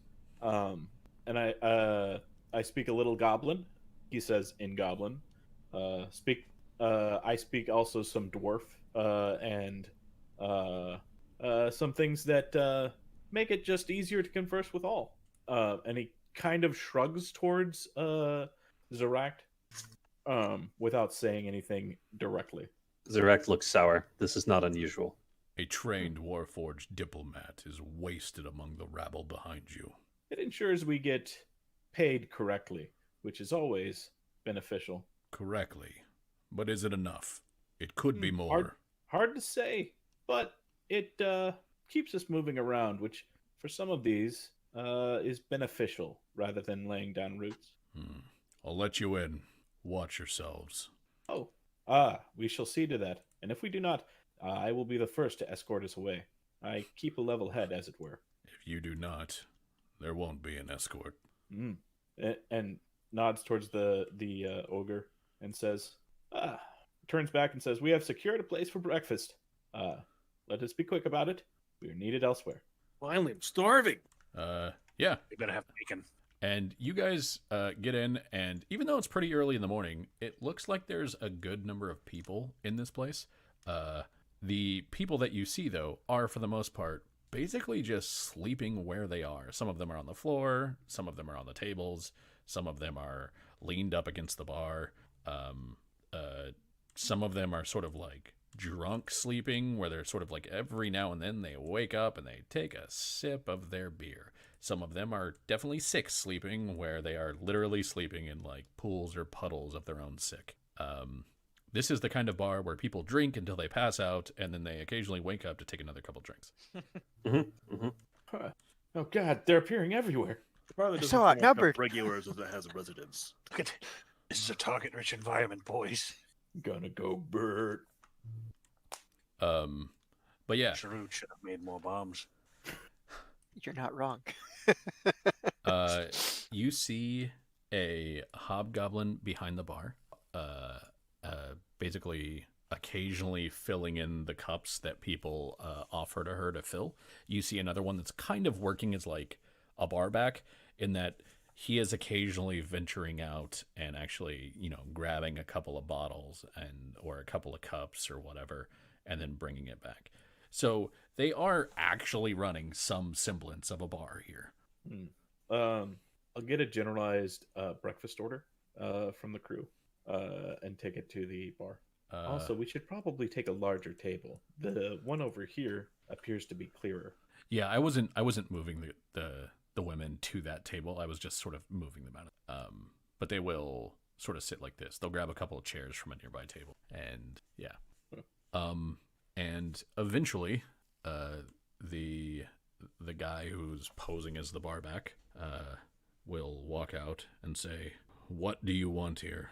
I have a few sausages I could make, and we have some ale and some wine on tap." I'll get an order of sausages. You want sausages? Sausages, some eggs would be great if you got them. If not, whatever. At the moment, Food for the road. This is good food for the road. It does not go bad. And he will walk into the back and start, like, you guys hear some sizzling and stuff like that. Eventually, the bartender will come, and to everybody who is not a Warforged, the bartender will put a cup in front of you. They are all misshapen. Some of them have handles. Some of them don't. Some of them are made of, like, clayware, and some of them are porcelain, and one of them is glass. All different sizes. No one got the same amount of liquid. And she puts one in front of everybody, and then looks to Lumio, who was the speaker, and says, "For those drinks, that will be 3 silver." I see. Thank you. I'll already have it on the table, and I'll add a 4th. She'll take it. She just kind of grabs it, throws it into a pocket, walks away. So yeah. For the people who are there, can you please give me some perception checks? While that's happening, would it be very much trouble to have some kind of map-looking thing that I can put on the table and study while they are eating? What do you mean? Like a piece of paper with what looks like a drawing of the road we're going to travel or something like that. I mean, you could have maybe Sharut's Blackfeather's map, Yeah, that'll work.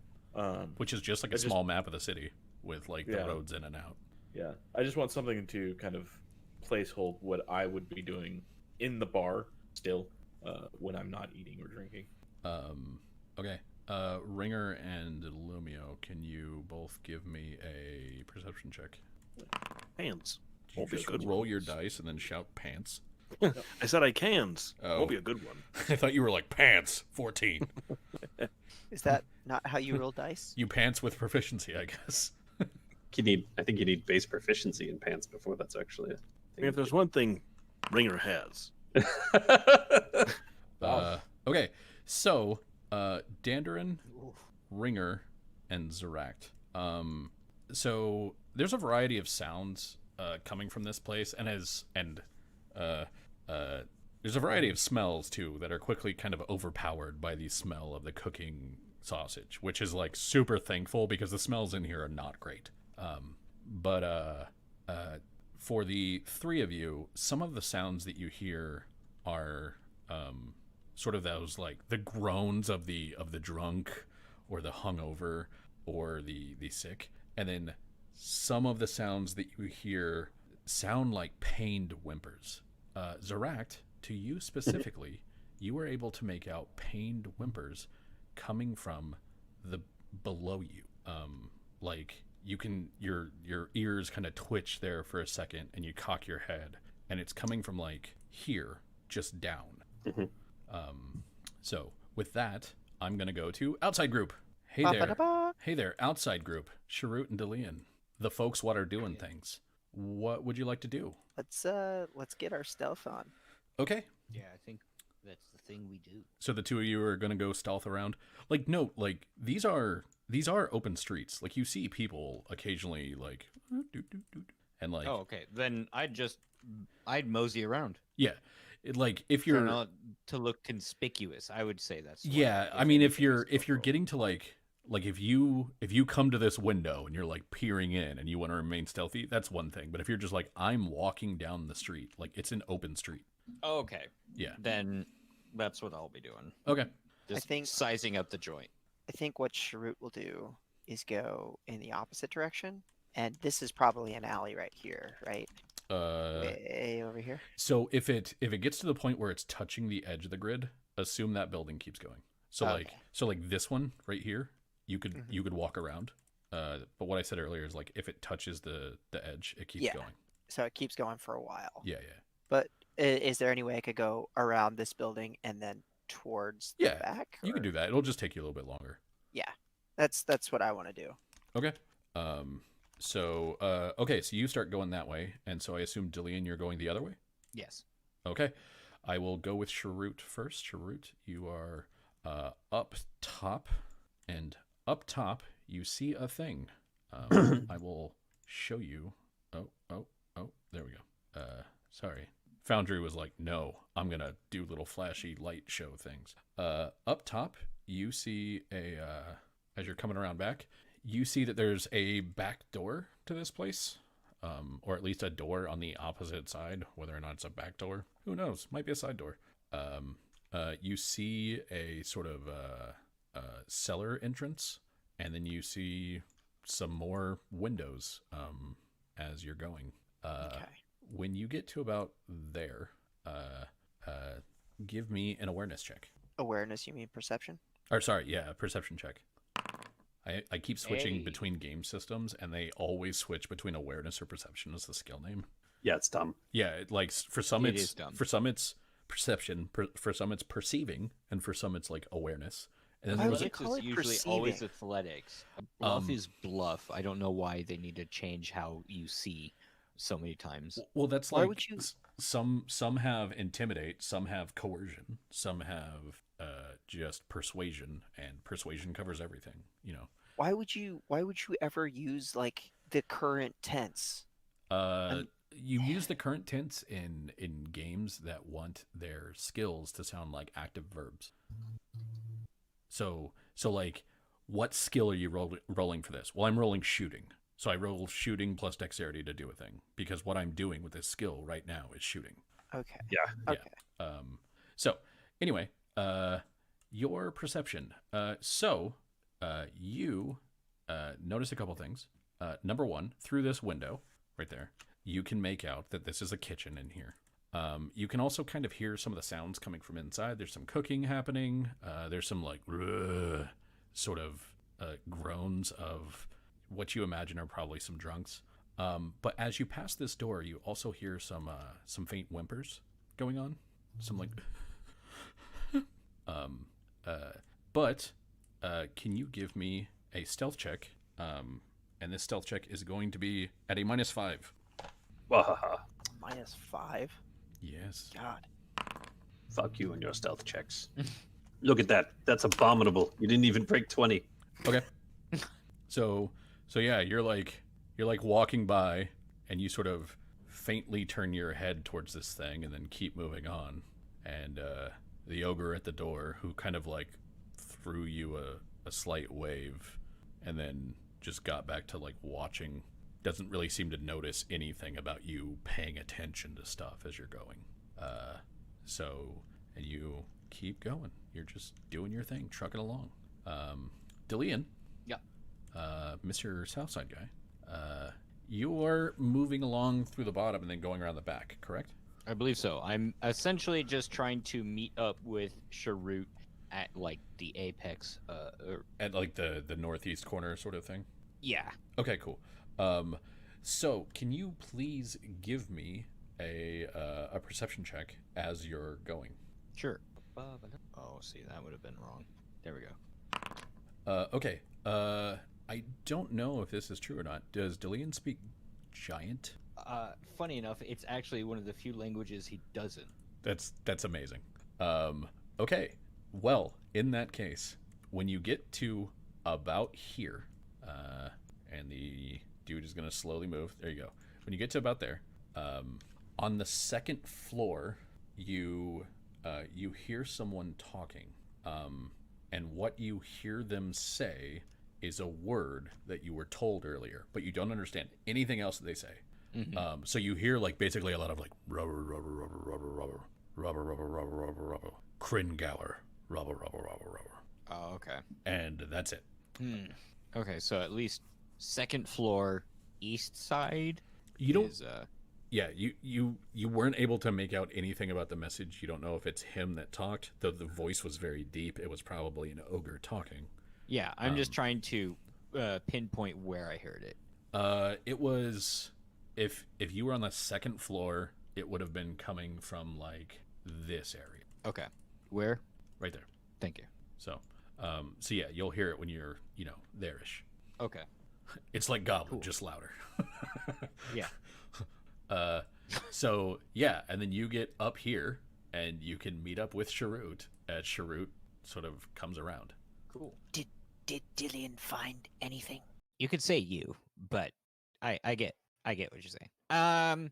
So yeah, over here by this little bush, if you can see over here by what looks to be sort of this little nook, I heard giants or ogres talking. I know it's giant. I just don't know it's giant. Like I've heard giant. I don't speak giant. But what I did hear them say is Kringauer, and Kringauer's that optional target that gives us a buttload of money. Target So- upstairs, potentially. Potentially, and I'm assuming like if I heard Kringauer up there, and oh, just so you know, just in case we get split up and Zaract isn't with you or I'm not with you, Kringauer has a massive scar that his left cheek's just like marred, so he's really easy to spot compared to the other ogres. We don't get paid for anything about the other ogres. It's just Kringauer, but sometimes that's not how always things aren't always so clean cut. So I just wanted to let you know. But yeah, that's what I found and heard. What about you? Sharut find guard towards back door. Appears to be just to west of back door of kitchen. Another set of doors in cellar. Sharut could hear whining, whimpering. Suspect that is where friend is. Whining. So whining and whimpering. That does sound like my friend of the friend. No, I have no idea. So it sounds like, and were there people around the door? I assume so. One guard, very big.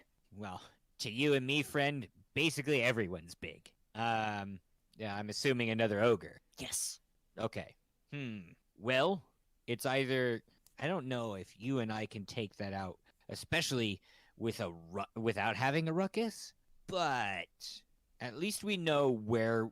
So my buddy's probably in the basement, and Kringauer is upstairs. So at least we know that now. So I guess we Better. should head inside. Suspect better to wait for them to leave. We can then Well- head round back and make way in to save friend. Yes? That sounds great and all, but your buddy Zaract has decided that if I don't show up, I get hunted down. And I said that I would. I would not run away. So I need to show up, and, I'm just trying to clear this looming cloud over my head that has no reason. Under assumption, Zaract said you should not run away. Yeah. We'll be fine if you stay next to Sharut. We wait for them to leave. Yes? I really hope you think I really would like to think that. Yes. As always, your positivity is just infectious. Oh, Sharut, you delightful, naive angel. I mean, yeah. Okay. Would this So- could all be so pure? So are the two of you just waiting out there? How about this? We wait by the front door ish area. So that way when they do leave, wait, they might be waiting on us. I'm So so glad we talked about this part of the plan. I'm fairly certain, like, a scouting mission is they go in, they eat, they leave. I mean, typically, but that would But- be from a scout that would do things right, and that's not your guys' style. Yeah. Wow. Like, I'm That's fairly that's certain. I'm fairly certain that was kind of like the idea that he had pitched. I don't know if that had gotten I know. That's lost in So- translation. So coming from, let's say, from scout to scout, I understand what your plan is, and it makes sense. We are dealing with people who are not scouts. We are dealing with people who might misconstrue what you say. Pardon. Do you speak Goblin? I do. Ah, that's wonderful. You don't have to speak in that cursed tongue. And now I have to. Thanks. You can continue to speak in common. It's just easier for me to communicate this way. Oh, okay. This is fine then. I have been traveling with Zeract for a while. She is a competent scout, albeit not great at concealing herself, though she does have some skill in that regard. I believe that she and the other members of the party would be wise enough to leave after they've gained the information that they require. Okay. Well, then, I guess we could just meet them outside. Relax. I will keep my eye on you to make sure you don't run off. That's not what I'm worried about. I know I'm not running off. Just remember, And he like pats the pocket, or he like motions towards the pocket with the bomb in it. I really If wish you wouldn't run. do that. I'll kill you. I'll kill us all. And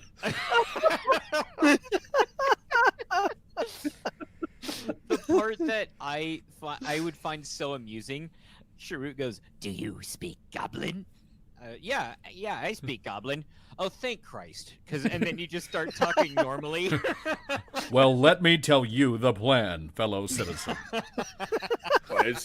Why are you speaking common normally now? Hey guys, it's me, Sharut, speaking Goblin. You said that in common. Oh no. common No, dumb you know my language. secret. Pulls out a bomb. So, It's time to start blasting. all right. So I guess. So are you guys like going to go back to the front door and wait for them to leave so you can meet up with them? Because that's what it sounded like. Yeah, Okay. Yes. that's. I don't want to die. Cool. All right. The two of you decide that you're going to go back down here and wait. You will snowflakes falling. slowly travel over there. That's such a weird facet of Foundry where it's like, all right, and we're gonna make this like snow. I'm gonna make this a lovely jaunt. Yeah, look at it. It's like every Slowly phasing as phantasms. every token's just made of feathers. Somebody just posted in the chat, the bomb is in in the pocket of Zeract. Sharut hands Delia a detonator and like, I know that you won't, but just in case you need to. This is a trust exercise. The way I've been rolling hit points, Zerax is going to be the one who makes it out alive. So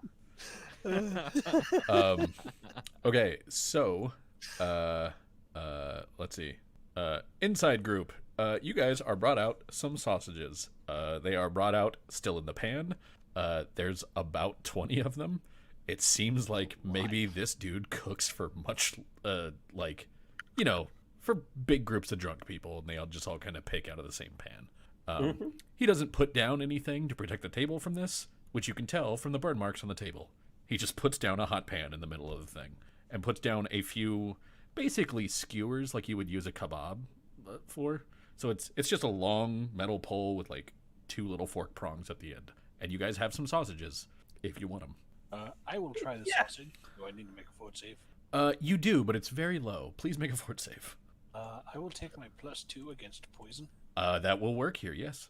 oh lord, Concern. look at that! And Zerax is rolling aces tonight. It's fucking Okay. great. It's peppered, it's spiced. There's little sort of small chunks of like marrow in there. So it's got like little squidgy sort of fatty bits. It's honestly not bad. But yeah, you get your first taste of grist and go like, huh, this is okay. You probably don't know that it's grist at the moment. It's just sausages, but it's grist. Zrekt will like she's gonna sample and she's like, this seems like it would make a fine travel food. Do you have any that have been dried or otherwise salted, prepared for the road? The barback tells you you don't need it dried. Sorry, you do not need it dried. You do not need it prepared for the road. It does not go bad. I'm But confused. if you would like some, we can sell you some that has not yet been cooked. Well, the raw meat in particular, if we're on the road for some weeks, I'm concerned that the whatever preservatives you may have used may not hold. There are no Right. preservatives. Then Delicious. what? How does Correct, if I may. We do a similar thing in the holds. It's the way we prepare the mushrooms and sausages we use. You've seen me eat my rations, eh?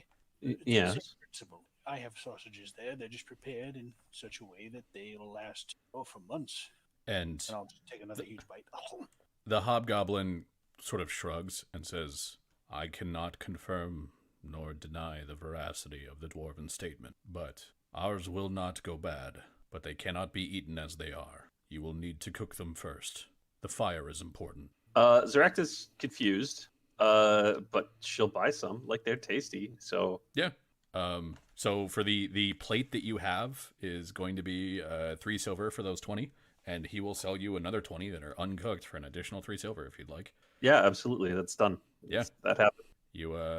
You have 20 sausages of grist. Ooh, party sausage. Definitely let me know if you choose to eat some without cooking it. I'm Well, not saying that with a big smile on my face. Why would I? That's weird. My real question is, if I forget them in the bottom of my bag for a month, will I wake up with a troll there? No. Okay. They won't go bad, and they won't just spontaneously grow a troll. You have to water it for that to happen. Oh Lord, with my gullet? Is that what that? Jesus. Yeah. When we need to talk, Technically, if we eat put them, it in water. stomach has acid. What- That should What work. is this? It's a That's- troll. That's true. I mean, you guys probably don't know that they're made of No, not at of, all. like troll. This is all Like, meta. Zrekt has no fucking idea. She's just like, I mean, Yeah. it's a tasty sausage. It's got marrow. I fucking love marrow. Like, this is great. yeah, like it's the the manifest zone where I heard Baker talk about grist. He was super happy about it because he thought it was a great idea.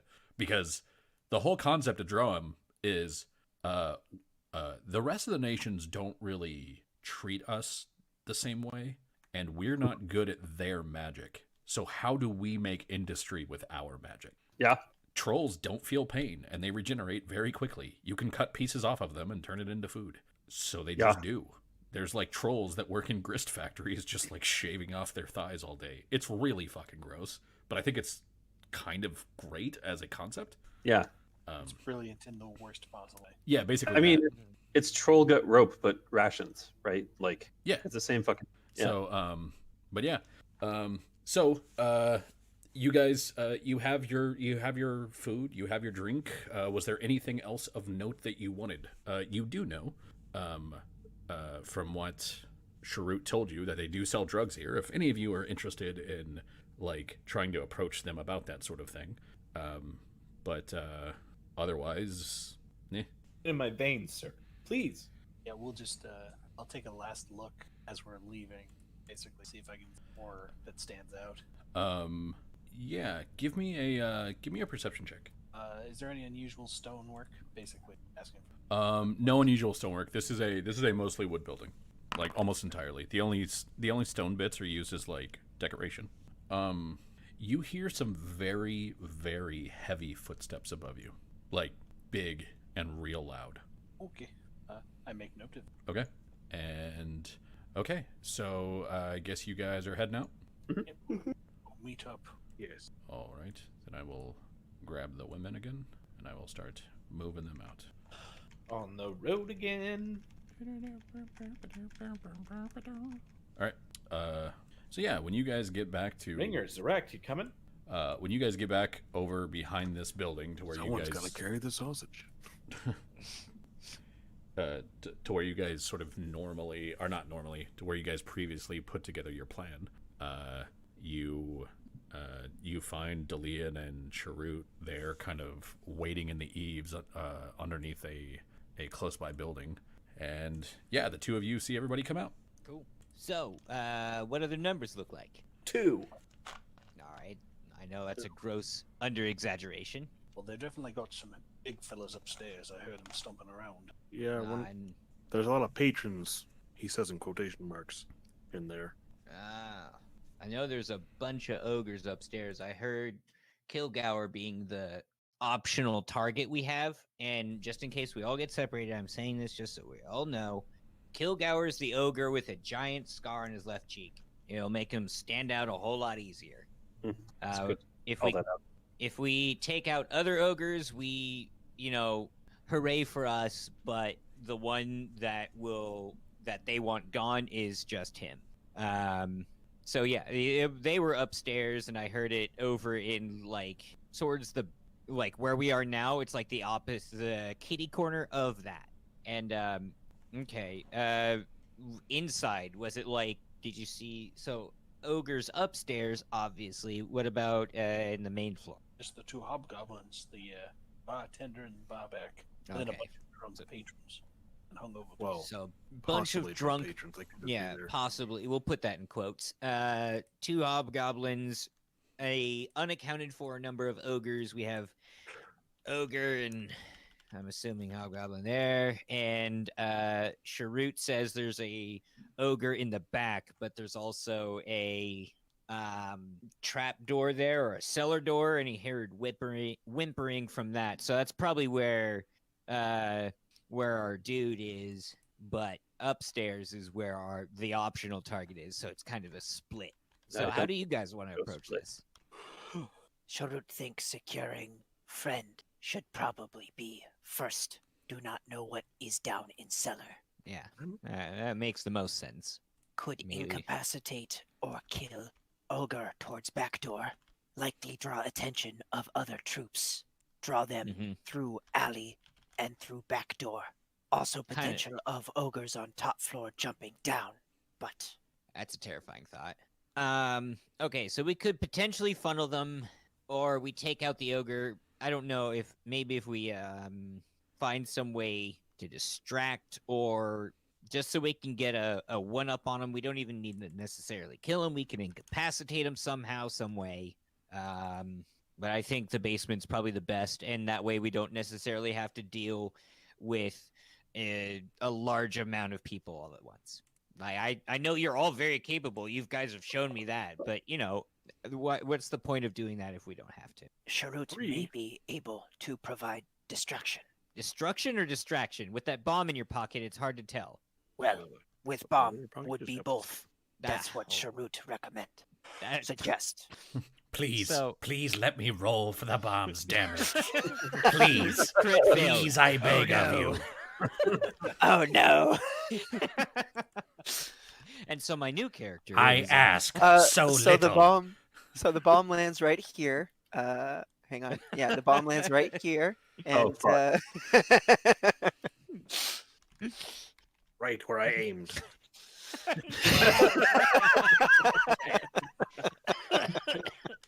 No, my next character is a defiler who focuses solely on training you. I don't know what you guys are complaining about. I've got the finest dwarven shield money can buy. All right, Uh, then. I reach behind me and I use Reforge and turn him into a walk, and I put him over the bomb. and just you turn him into the finest glass table you've ever seen, and then we all die. Charut That's a could war crime. Charut could put explosive on corner. Would cause perhaps destruction and You, harm to that side of the building. you don't say. What about collateral damage? Those on the street, the people nearby. Yeah.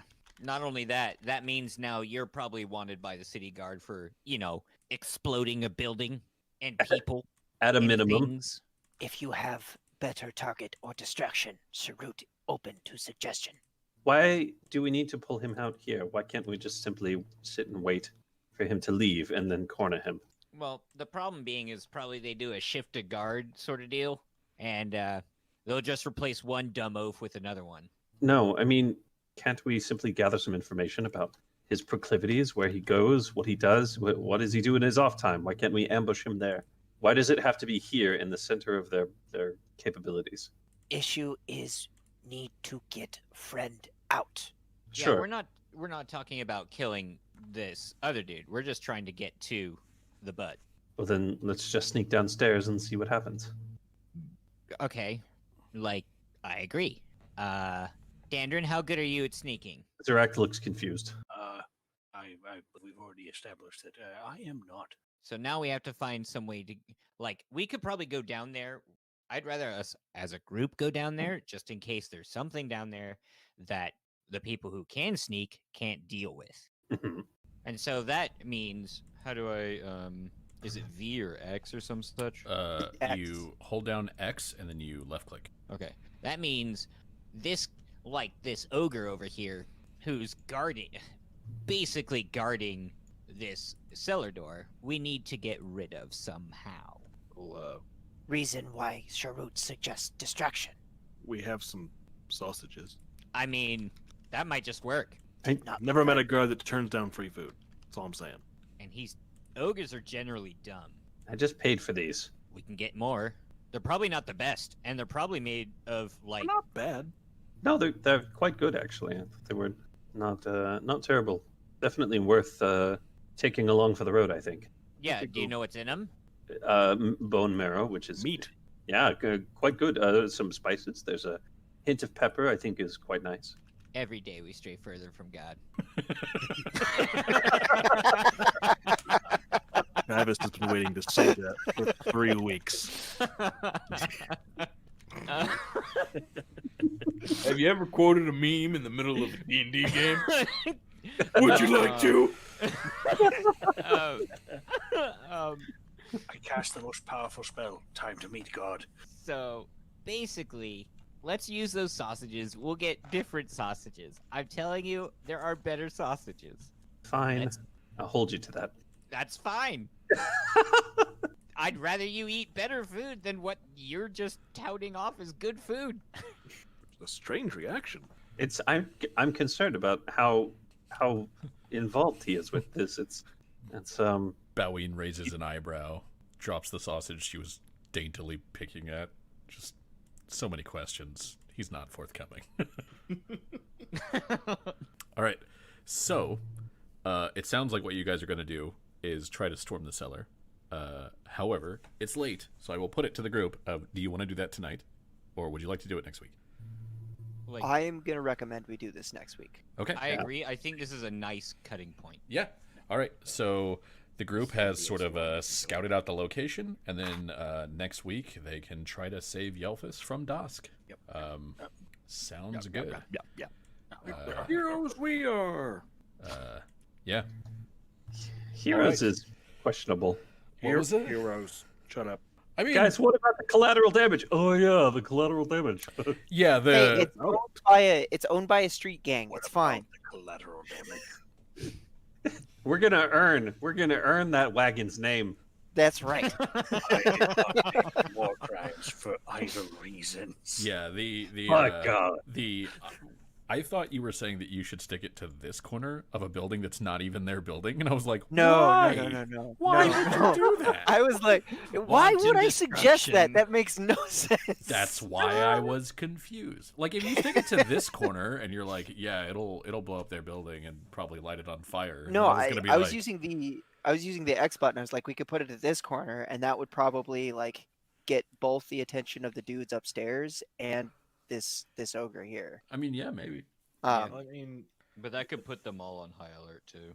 yeah, I mean, if you wanted to be stupid, you could put it in the latrines on the far end. hence the stupid reason I or didn't a suggest a grenade? latrine. Ah, Then the explosion will mix with the methane the old gas. cherry bomb in the outhouse, eh? All right.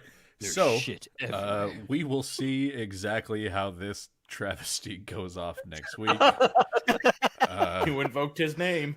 I imagine that it will be interesting to say the least. I will also get the hobgoblins and the ogres proper tokens so that they're not just big fists. I mean, fists are pretty cool though. He means horrific. He's just nice enough not to say it. I actually did find a very nice token for Kringauer, and I'm very pleased with that. But now finding ones that match that definition of ogre is very hard. So Are they all wearing very nice suits? the ogres, no. One of the NPCs here, definitely yes. It's a very like sort of like steampunk magipunk kind of setting. So like a lot of people do dress up, and in New Seer, which was based on Seer, it was Seer was like the country where all the fashion was. It was like the equivalent of like Paris / Milan for like us. So like Seer is where all the fashion was made, and then it kind of trickled out to like Ondare and Thrain and Brayland. It didn't trickle down to Karnath because nobody in Karnath gives a shit about fashion. like maybe the nobles, but for the rest of the people, like the rest of the Karns are like, our country sucks and it's hard to live here. I don't care about your fancy dresses. My life is Two paid. swords stick together. Yeah, like My today. life is paid, and they're gonna raise me when I'm dead. Today I woke up and one of my snares caught a rabbit leg. Just a leg? Yeah, life's real hard here. So yeah, like I don't know. It's real funny to go like, yeah, these people are dressed nice. Here's a picture of the nicely dressed dude. And you people are like, what's going on? Yeah. He told us, but we did not believe. We did not believe. I didn't. All right. So I do want to thank everybody for watching. And we will see you all next week as the great Yelphis heist goes down. Goodbye. Bye, everybody.